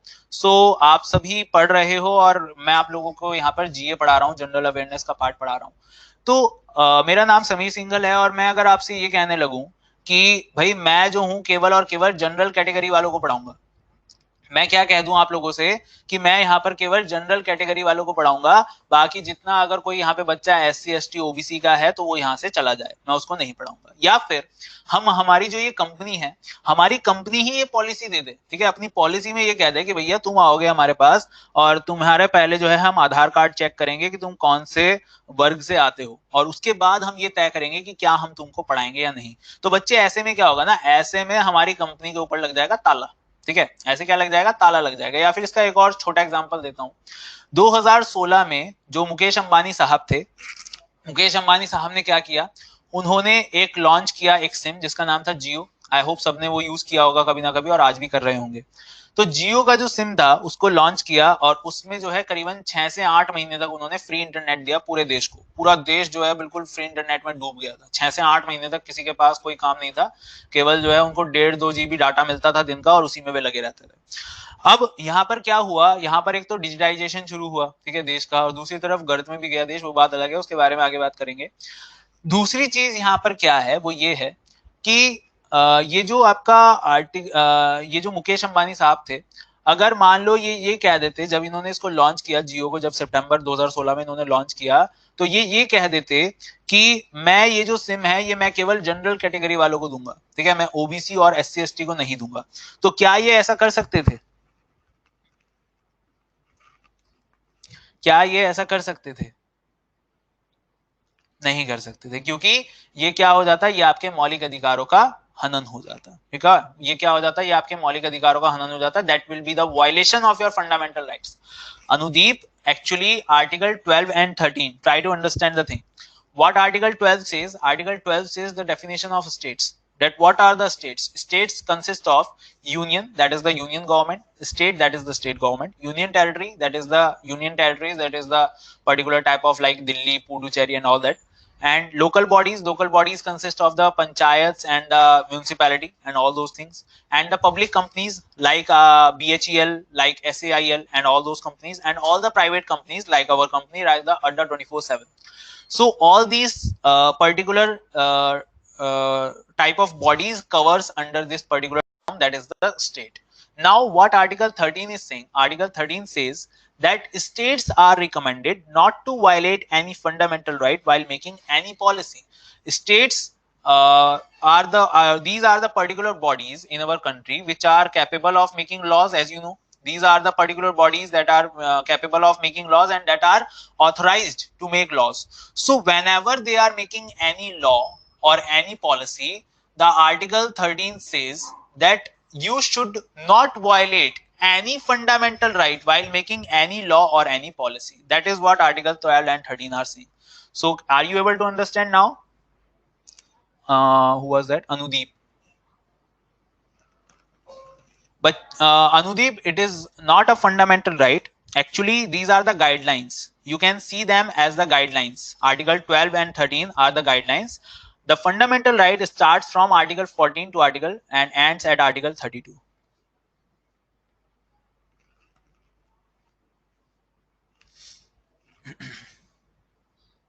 Okay.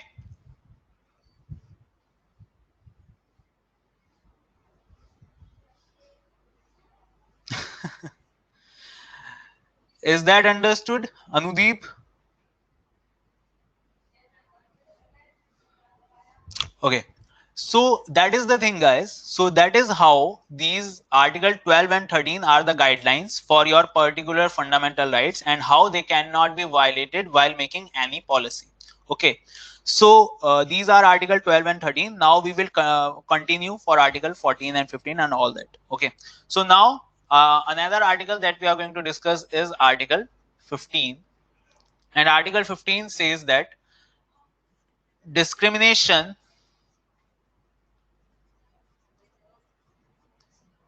on the basis of caste, race, religion, discrimination on the basis of caste, race, religion, sex, and place of birth. And place of birth is prohibited. Is prohibited. Okay. So what is it saying? Yeah, Sapran Chaudhary, very right. You are. It is about the particular film that was made by Ayushmann Khurrana in 2019, that Article 15. So what is Article 15 says? Article 15 says that the discrimination on the basis of caste, race, religion, sex, and the place of birth is strictly prohibited. Okay. So what we are talking about here, कि जाति, धर्म, लिंग और मूल वंश या फिर आपके जन्म के स्थान के हिसाब से आप किसी के साथ भी भेदभाव नहीं किया जा सकता. ठीक है, तो ये चीज आ जाती है आपके आर्टिकल 15 में. अब आप कहोगे कि सर फिर रिजर्वेशन क्यों होता है, ठीक है, या फिर पर्टिकुलर किसी वर्ग को रिजर्वेशन दिया जाता है, महिलाओं को दिया जाता है या पिछड़े वर्गों को दिया जाता है, तो उन सब का जिक्र भी आपके आर्टिकल 15 में किया गया है. बात समझ रहे हो? The particular reservation has also been discussed under article 15. Okay, because as you can see that clause 1 of article 15, it states that if any particular type of community or if the women are in the need, that they will be given a particular reservation on the basis of either the economic and on the basis of education, then it will be provided to them by the states. Okay, so that is the thing with the article 15. अगर महिलाओं को या फिर बच्चों को या फिर पिछड़े वर्गों को जरूरत है कि उनको शैक्षिक आधार पर या फिर उनके आर्थिक आधार पर उनको किसी प्रकार का सहायता दी जाए, आरक्षण दिया जाए, तो वो उनको अनुच्छेद 15 के अंतर्गत दिया जा सकता है. Okay, so that is thing also comes under article 15 and article 16 also. ठीक है, so the thing is article 15 will be clear to all of you, I guess. I think 15 article is clear to all of you.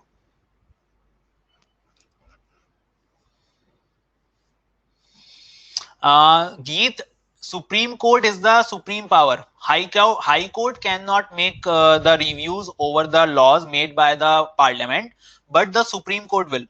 Okay, Geet. तो supreme court क्या करेगी, जब भी आपकी parliament कोई कानून बनाती है, जब भी आपकी पार्लियामेंट कोई कानून बनाती है, तो उसके ऊपर अगर कोई मतभेद होता है तो उसको आप कहां पे चैलेंज करोगे, उसको आप सुप्रीम कोर्ट में चैलेंज करोगे. पहले तो आप ये बात समझो, ठीक है. अगर स्टेट असेंबली कोई कानून बनाती है तो आप हाई कोर्ट में जाओगे, वरना आपके पार्लियामेंट के जो भी है वो आप कहां जाओगे, वो आप जाओगे सेंटर में. ठीक है, पहली बात तो ये समझो. दूसरी चीज है कि आपने उसको लेकर आप कहां पर गए, उसको लेकर आप गए कोर्ट में, और कोर्ट को ये लगता है कि हाँ ये जो चीज है ये गलत हो रही है. इसका आपको एक एग्जांपल भी दूंगा मैं अभी, ठीक है. तो उस केस में वो क्या हो सकता है, उस केस में जो सुप्रीम कोर्ट होती है उस पूरे लॉ को, उस पूरे कानून को नल एंड वॉइड करार दे देगी और वो कानून वहीं पर बर्खास्त हो जाएगा. ठीक है, तो सुप्रीम कोर्ट के पास ये पावर होती है. बात समझ में आई गीत?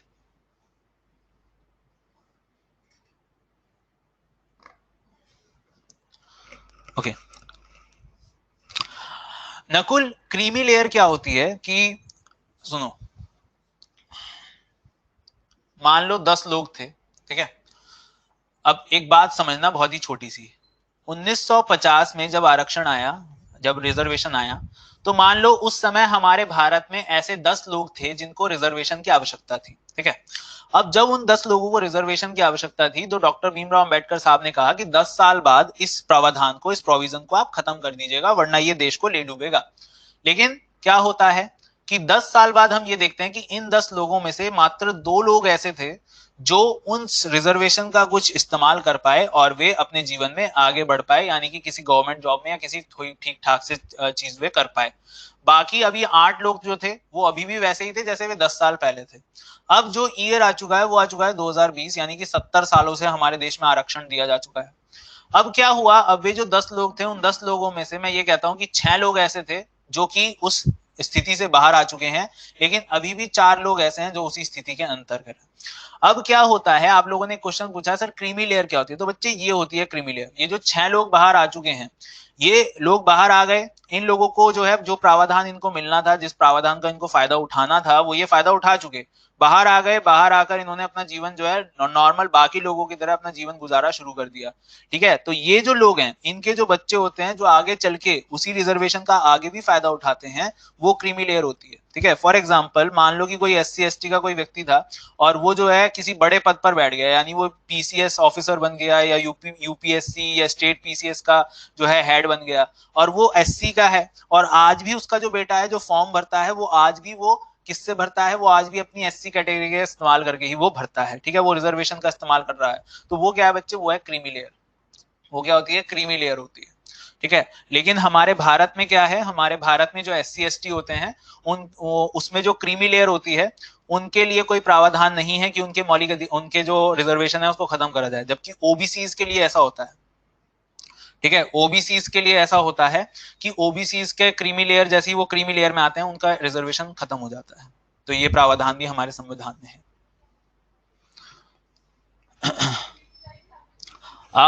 यश, ये चीज कंपलसरी नहीं है. अगर वे चैलेंज किए जाते हैं तब उनपे जो सुप्रीम कोर्ट होता है तब उनपे एक्शन लेता है. ठीक है, या फिर उनपे अपनी बैठक बनाता है. ऐसा जरूरी नहीं होता कि उस पर कंपलसरी रिव्यू दिया ही जाए. ठीक है बच्चे, टोटल ये 59% हो चुका है अब, क्योंकि पिछले साल 10% और बढ़ाया गया था. तो 10% का जो है वो तो किसको है, वो है इसको आपके, बात करें ये अपने कौन होते हैं, EWS यानी इकोनॉमिक वीकर सेक्शन, जो आर्थिक तौर पर पिछड़े वर्ग होते हैं. बाकी आई गेस 29% जो है वो SC ST का है, और जो बचा कुचा है वो OBC का है. ठीक है, इस प्रकार से ये बटा हुआ है. ठीक है, बाकी इतना ज्यादा घुसने की जरूरत नहीं है इन चीजों में. ठीक है, तो ये बात आप सबको आई होप समझ में आई होगी, what is the creamy layer and what is the non creamy layer. तो ये आता है आपका आर्टिकल 15 गाइस. 15 आर्टिकल में सिंपल आप एक शब्द ध्यान रखिएगा, racial discrimination on the basis of caste, race, religion and sex and also the place of birth is strictly prohibited. लेकिन हम भारत में ऐसा कभी होते नहीं देखते। आप जो है, अगर आप बिहार के रहने वाले हो और आप दिल्ली चले जाओ तो दिल्ली में 10 में से 5 लोग कह ही देंगे अरे बिहारी है। ठीक है, ये मैं पर्टिकुलर देखो किसी को ऑफेंड करने के लिए नहीं कह रहा, मैं आपको देश के हालात बता रहा हूँ। ठीक है, ये चीज होती है। ठीक है, ये चीज होती है हमारे देश में। नॉर्थ ईस्ट से, ठीक है, उत्तर पूर्व से, उत्तर पूर्वी राज्यों से जो लोग आते हैं, जैसे मणिपुर से, मेघालय से, ये जो लोग आते हैं हमारे दिल्ली वगैरह में रहने, ठीक है, तो वहां से जो लोग आते हैं तो उनको, उनके साथ कई बार भेदभाव किया जाता है, उनको नेपाली कहा जाता है, जबकि वे हमारे देश के रहने वाले हैं। ठीक है, कोई मणिपुर का रहने वाला है या फिर मेघालय का रहने वाला है, उसको क्या कहते हैं, नेपाली, चाइनीज। ठीक है, इस तरह से उनको नाम देते हैं, जबकि ऐसा कहना बहुत गलत है उनके साथ इस तरह का डिस्क्रिमिनेशन जो आप कर रहे हो, that is the violation of the fundamental right. ठीक है, वो वायलेशन है फंडामेंटल राइट का। लेकिन वही चीज है कि हमारे देश में भाई ये भेदभाव जो है ये एक चलता रहता है। ये बात हम बचपन से ही सीखते हैं। हाँ बिल्कुल, मैं मेरठ का ही पढ़ा हुआ हूँ नकुल, तो मैंने ये चीज बहुत ज्यादा देखी है, मुझे पता है इसके बारे में। ठीक है, चलिए तो आगे बात करते हैं इसके बाद। ठीक है, अगली चीजों पर चलते हैं, अगला देखते हैं। अगला आता है आपका आर्टिकल 16। अगला आता है आपका आर्टिकल 16। अंडर आर्टिकल 16 बात करेंगे किसके बारे में? आर्टिकल 16 में हम बात करेंगे आपका equal opportunity in public services. ठीक है, अब देखो मैं वही वाली डिबेट जो है ना दोबारा शुरू नहीं करूंगा कि आप कहोगे सर ऐसा नहीं होता और ऐसा होता है। तो आप सिंपल इसको लिख लीजिए, equal opportunity in public services, यानी कि हिंदी में लिखो तो सरकारी नौकरियों में सम्मान अधिकार। सरकारी नौकरियों में सम्मान अधिकार, the equal opportunity in public services. जी बिल्कुल हिमांशु, नॉर्थ ईस्ट में जो ये यूपी का, जो वेस्ट यूपी का पार्ट है, इसको हर जगह गुंडा ही बोला जाता है, क्योंकि मैं इसी इलाके से आता हूँ, वेस्टर्न यूपी से, तो मैंने इस चीज को बहुत ज्यादा देखा है। ठीक है, तो कोई बात नहीं, वो डिपेंड करता है आप लोगों के अपने एटीट्यूड पर कि आप लोग अपने आप को कैसा दिखाते हो। ठीक है ना, तो ये चीज होती है। चलिए, तो यहां तक की बातें क्लियर है सभी को? चलिए, तो ये चीज आ जाती है आपकी आर्टिकल 16। इसके बाद अगला आता है गाइस आपका article 17, that is the abolition of untouchability. Abolition of untouchability यानी कि छूत अछूत का बहिष्कार। छूत अछूत का बहिष्कार, एबॉलिशन ऑफ अनटचेबिलिटी। अब देखो आप सब स्टूडेंट्स हो, सभी बच्चे हो छोटे, तो एक बात हमेशा ध्यान रखिएगा, ये जो एबॉलिशन ऑफ अनटचेबिलिटी है that is a very strict rule. इससे संबंधित हमारे भारत में बहुत ही कानून जो है बहुत सख्त है। तो ऐसा अगर कभी कोई करने की सोच रहा है भविष्य में तो बिल्कुल मत करना। ठीक है, क्योंकि इसके ऊपर जो है ये बहुत ही सख्त कानून है। बच्चे वही बता रहा हूँ सुनील, उसी के बारे में बता रहा हूँ। सुनो, अगर इस वाले, जैसे ये एक मौलिक अधिकार है, ठीक है, ये फंडामेंटल राइट है, तो इसके ऊपर काफी सख्त कानून है। ठीक है, एक 1989 का एक नया कानून भी है जिसको कहते हैं SC/ST एट्रोसिटीज एक्ट। ठीक है, यानी कि अगर आपने किसी SC/ST कैटेगरी के किसी व्यक्ति को कोई अभद्र शब्द का इस्तेमाल किया और उस व्यक्ति ने जाके आपकी कंप्लेंट कर दी थाने में, तो बिना FIR और बिना वारंट के आपको जो है पुलिस वालों के साथ जाना पड़ेगा। और नॉन बेलेबल जो है वहां पर क्या मिलती है, सजा मिलती है, वहां पर बेल नहीं हो पाती ऐसी स्थिति में, और काफी लंबा केस चलता है, साल भर तक की भी सजा हो सकती है और काफी ज्यादा आपको हर्जाना भी देना पड़ सकता है। ठीक है, तो बच्चे ये जो था ये एक्ट था 1989 का atrocities act. 1989 SC/ST atrocities act. ठीक है, तो ये एक्ट है, काफी सख्त कानून है इसको लेके कानून ये है कि आपको, जैसे किसी ने आपके खिलाफ ऐसा कोई केस डाल दिया कि आपने किसी SC/ST कैटेगरी के व्यक्ति के साथ कोई अभद्र शब्द का इस्तेमाल किया या फिर उसको कुछ कहा, तो ऐसी स्थिति में क्या होगा, ऐसी स्थिति में वो व्यक्ति आपकी कंप्लेंट करेगा और केवल पुलिस लेवल का व्यक्ति यानी इंस्पेक्टर और सब इंस्पेक्टर लेवल का व्यक्ति ही आपकी गिरफ्तारी कर लेगा। और उसको आपको ये बताने की जरूरत, आपको सामने जो है कोई भी जो है बिल्कुल बच्चे शिवांगी, वो तो होता ही है, वो तो काफी केसेस में आपको देखने को मिल जाएगा। और ये केवल इसमें नहीं होता, वो हर केस में होता है। ठीक है, वो केवल इसी केस में नहीं होता कि केवल इसी केस का जो है मिसयूज किया जाता है, वो अन्य भी स्थिति होती है जिसमें मिसयूज किया जाता है। ठीक है, तो ये चीज होती है।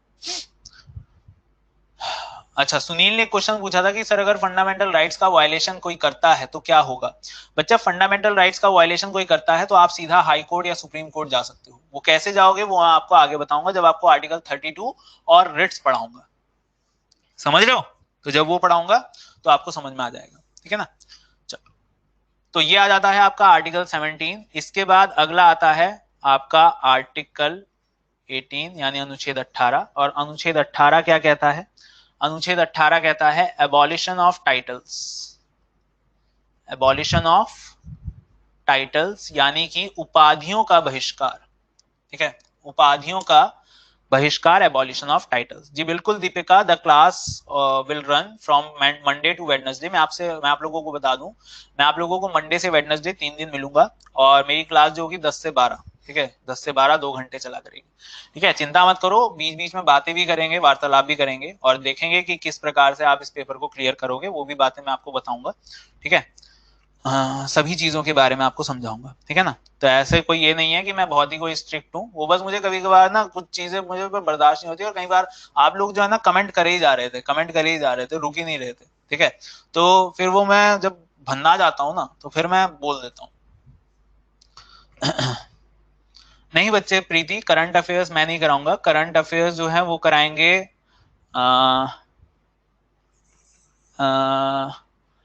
क्या कहते हैं ये अपने गौरव सर कराएंगे।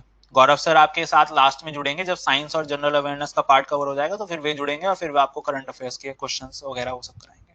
ठीक है, उनसे पढ़ के देखिए, उनकी 6 बजे सुबह क्लास होती है तो उनकी क्लास भी आप अटेंड किया कीजिए। ठीक है, और मेरी क्लास जो यूट्यूब पे होती है वो होती है 1:30 बजे। एक तो 1:30 बजे होती है, वो अभी कुछ समय तक तो चलेगी। बाकी उसके अलावा जो मेरा रेगुलर सेशन है वो होता है मंडे से सैटरडे तक, जो होता है वो होता है शाम 4 बजे। ठीक है, वो शाम 4 बजे होता है, तो वहां पे भी आप मेरे साथ जुड़ सकते हैं। अच्छा, दूसरी चीज है, हाँ, तो मैं आपसे क्या बात कर रहा था? मैं आपसे बात कर रहा था आर्टिकल 18 के बारे में। सुनिए, आर्टिकल 18 के बारे में बात कर रहा था, यानी कि आपसे एबॉलिशन ऑफ टाइटल्स यानी कि उपाधियों का बहिष्कार। उपाधियों का बहिष्कार सुनिए, देखिए क्या होता है कि जैसे आप लोगों को अगर हिस्ट्री पता है, इतिहास पता है, तो इतिहास में गांधी जी हुए और गांधी जी के जो है एक 5वें पुत्र कहे जाते थे। गांधी जी का 5वां पुत्र किसको कहा जाता था? गांधी जी का 5वां पुत्र कहा जाता था जमनालाल बजाज। किसको कहा जाता था? जमनालाल बजाज को कहा जाता था। अब जमनालाल बजाज जो है उनको 5वां पुत्र कहा गया और उन्होंने जो है क्या किया, उन्होंने पहले विश्व युद्ध में अंग्रेजों की सहायता करी। ठीक है, उनको जो है आर्थिक तौर पर मदद करी।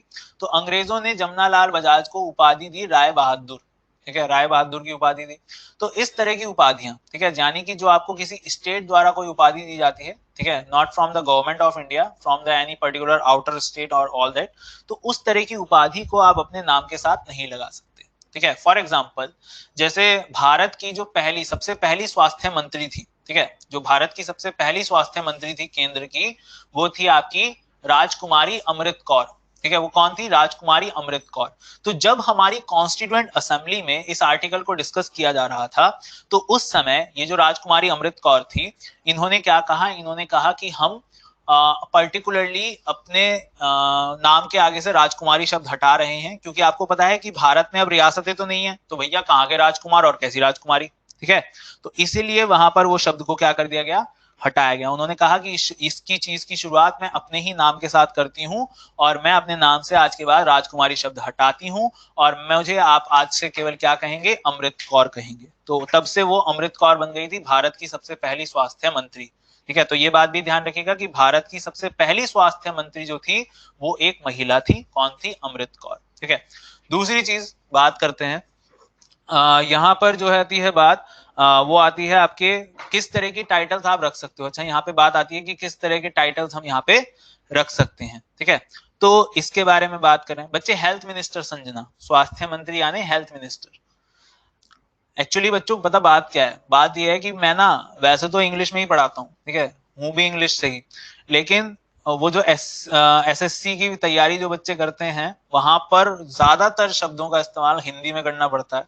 तो एक्चुअली पिछले 2-2.5 साल में आदत ऐसी पड़ गई कि अब जो है शब्द पहले हिंदी का मुंह से निकलता है, बाद में इंग्लिश आता है। तो जहां पर भी आपको कंफ्यूजन हुआ करे मेरे से एक बार आप कंफर्म कर लिया कीजिए, ठीक है।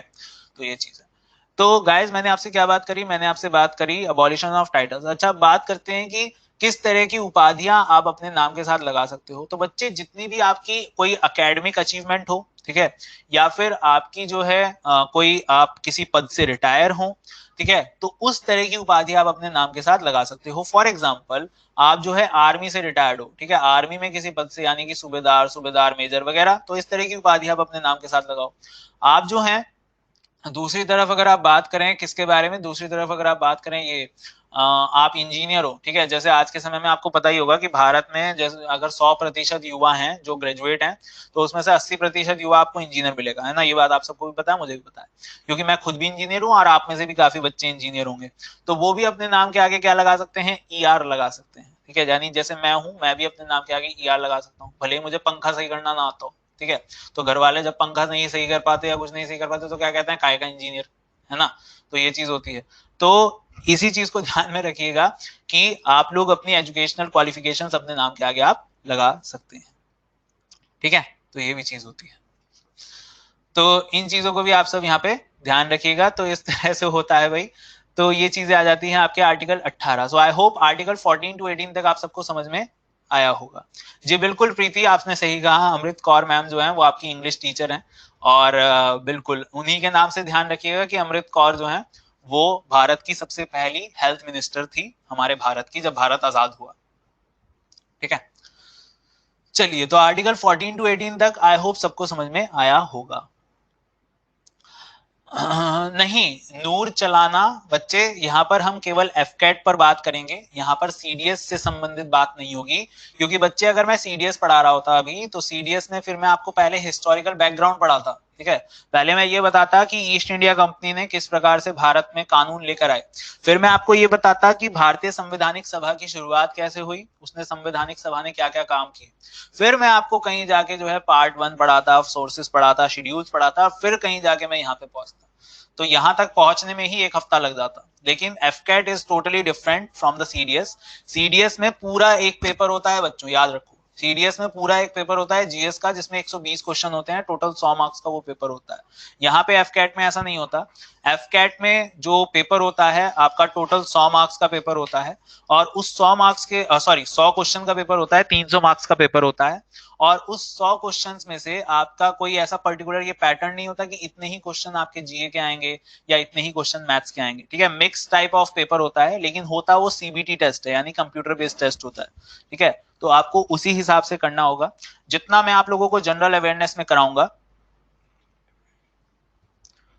हाँ बिल्कुल सही नकुल ने कहा, ठीक है, जितना मैं आपको जनरल अवेयरनेस में कराऊंगा मेरे पर्टिकुलर पार्ट में, उतना आप करके जाएंगे तो आपके जितने क्वेश्चंस इस पार्ट से आएंगे वो आपके वहां पर नहीं छूटने वाले, इस बात को मैं कह सकता हूँ, ठीक है। चलिए, तो I think article 14 to 18 all clear होगा। अब एक बात सोचो, मैंने आपको क्या कहा था शुरुआत में कि आपको याद कैसे करना होगा। आपको याद ऐसे करना होगा कि देखो, आर्टिकल 14 to 18 तक हमने बात क्या करी, हमने बात करी कि यहाँ पर जो बात आती है वो आती है कि यहाँ पर सारी बात आई समानता की, यानी कि इक्वालिटी की बात आई, ठीक है। किसकी बात आई, इक्वालिटी। तो आप एक एक आर्टिकल को उठा के देखो कि 14 में क्या आया, 14 में इक्वालिटी के बारे में बात हुई। फिर 15 में क्या बात हुई, इक्वालिटी के बारे में। अब आप कह रहे हो कि सर इस आर्टिकल को याद कैसे करें, नंबर को याद कैसे करें। तो देखो बच्चों, आपको एक एग्जाम्पल देता हूँ, एक एग्जाम्पल है, इस एग्जाम्पल को समझिएगा, ठीक है। अब जैसे मान लो मैंने तुम्हें क्वेश्चन दिया कि भाई ये बताओ कि अंडर विच आर्टिकल, मैंने क्वेश्चन दिया तुम लोगों को कि under which article racial discrimination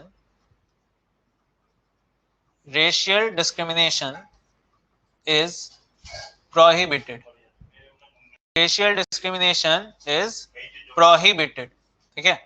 तो मैंने आपसे ये पूछा, मैंने हिंदी में बोलता हूं, हिंदी में मैंने आपसे ये पूछा कि कौन से अनुच्छेद के अंतर्गत आपके मूल वंश का जो भेदभाव है उसको प्रतिबंधित किया गया है। अब मैंने आपको ऑप्शंस दिए, for example A option 14, B option 15, C option 16 और डी ऑप्शन 17। ठीक है। तो ऐसे में आपको ये थोड़ा सा क्वेश्चन जो है ये थोड़ा सा मॉडरेट लेवल पड़ेगा, ठीक है, ये क्या पड़ेगा आपको, मॉडरेट।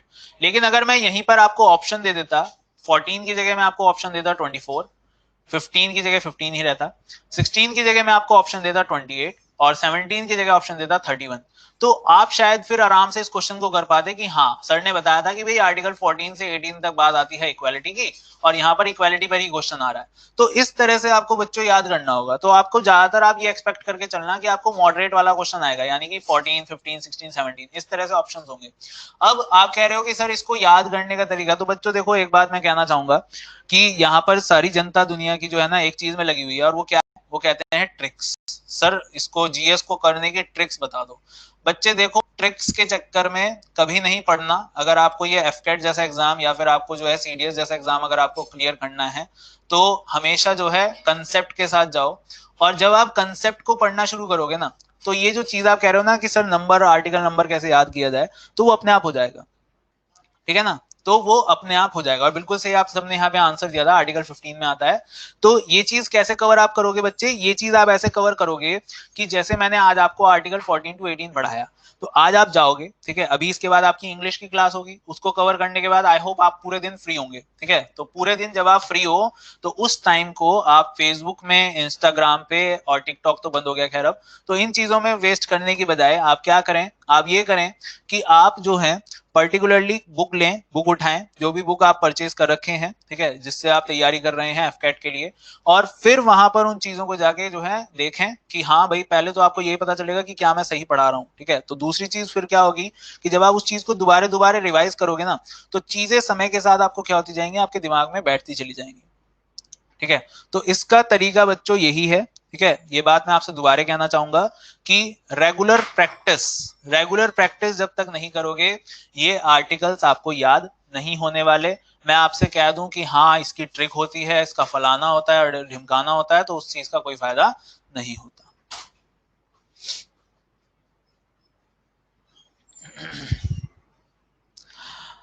ओके संजना, उसके बारे में भी बात करता हूँ, 2 मिनट रुको। बच्चे डिफेंस अड्डा पर तो क्लासेस जो होती हैं अब वो स्ट्रीम्ड होती हैं, तो एसएससी अड्डा पर ही आप आइए। एसएससी अड्डा पर मेरी क्लास होती है, एक होगी अभी 1:30 बजे मेरी क्लास होगी एसएससी अड्डा पर, और दूसरी जो मेरी क्लास होगी वो होगी शाम 4 बजे, और वो 4 बजे होगी आपके एसएससी के लिए, तो वहां पे भी आप आ सकते हो। वहां पे मैं पॉलिटी ही डिस्कस करने वाला हूँ आज, ठीक है, तो वहां पर भी आप आ सकते हैं, मेरे साथ जुड़ सकते हैं, ठीक है, बिल्कुल। और हाँ एक चीज और बताऊंगा कि कल शाम 4 बजे जो है मेरी क्लास होने वाली है। और हाँ बिल्कुल, कल शाम 4 बजे मेरी जो क्लास होने वाली है, ज्यादातर वाईटी कराता, ज्यादातर एमसीक्यू कराता हूँ। प्रीति सुनो मेरी बात एक बार, कल शाम 4 बजे यानी कल ट्यूसडे है, और कल शाम 4 बजे जो मेरी क्लास होने वाली है उसमें वो मैराथन क्लास होगी, और उसमें जो है 2-2.5 घंटे लगभग की वो क्लास होगी, लगभग दो मिनिमम 2 घंटे की तो होगी। उसमें मैं प्रेसिडेंट टॉपिक कवर कर रहा हूँ, तो उस क्लास में आप सब जरूर जुड़िएगा, ठीक है। क्यों, क्योंकि वहां पर आपको जो है ना एक फायदा होगा कि प्रेसिडेंट टॉपिक जब वहां पढ़ाऊंगा और फिर यहाँ पर दोबारा पढ़ाऊंगा तो वो टॉपिक जो है ना बिल्कुल ऐसा हो जाएगा, बिल्कुल क्रिस्टल जैसा, ठीक है, कि बिल्कुल क्रिस्टल क्लियर है। बस वहां पे ये बात ध्यान रखिएगा, वहां पे थोड़ा सा मैं एसएससी को ध्यान में रखते हुए पढ़ाऊंगा और यहाँ पर जो है मैं चीजों को और भी चीजें कवर कराऊंगा।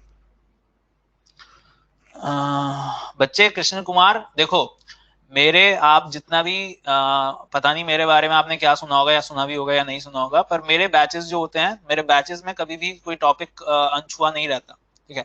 जितने आपके पर्टिकुलर पेपर में जो टॉपिक इंपॉर्टेंट होते हैं उन सभी टॉपिक्स को मैं हमेशा कवर करता हूँ, और मेरी क्लास की चिंता करने की आपको जरूरत नहीं है। जब तक मेरा कोर्स कंप्लीट नहीं होगा मैं क्लास नहीं छोड़ता, ठीक है। बच्चे कल जो क्लास होगी शाम 4 बजे यूट्यूब पे, बिल्कुल कल शाम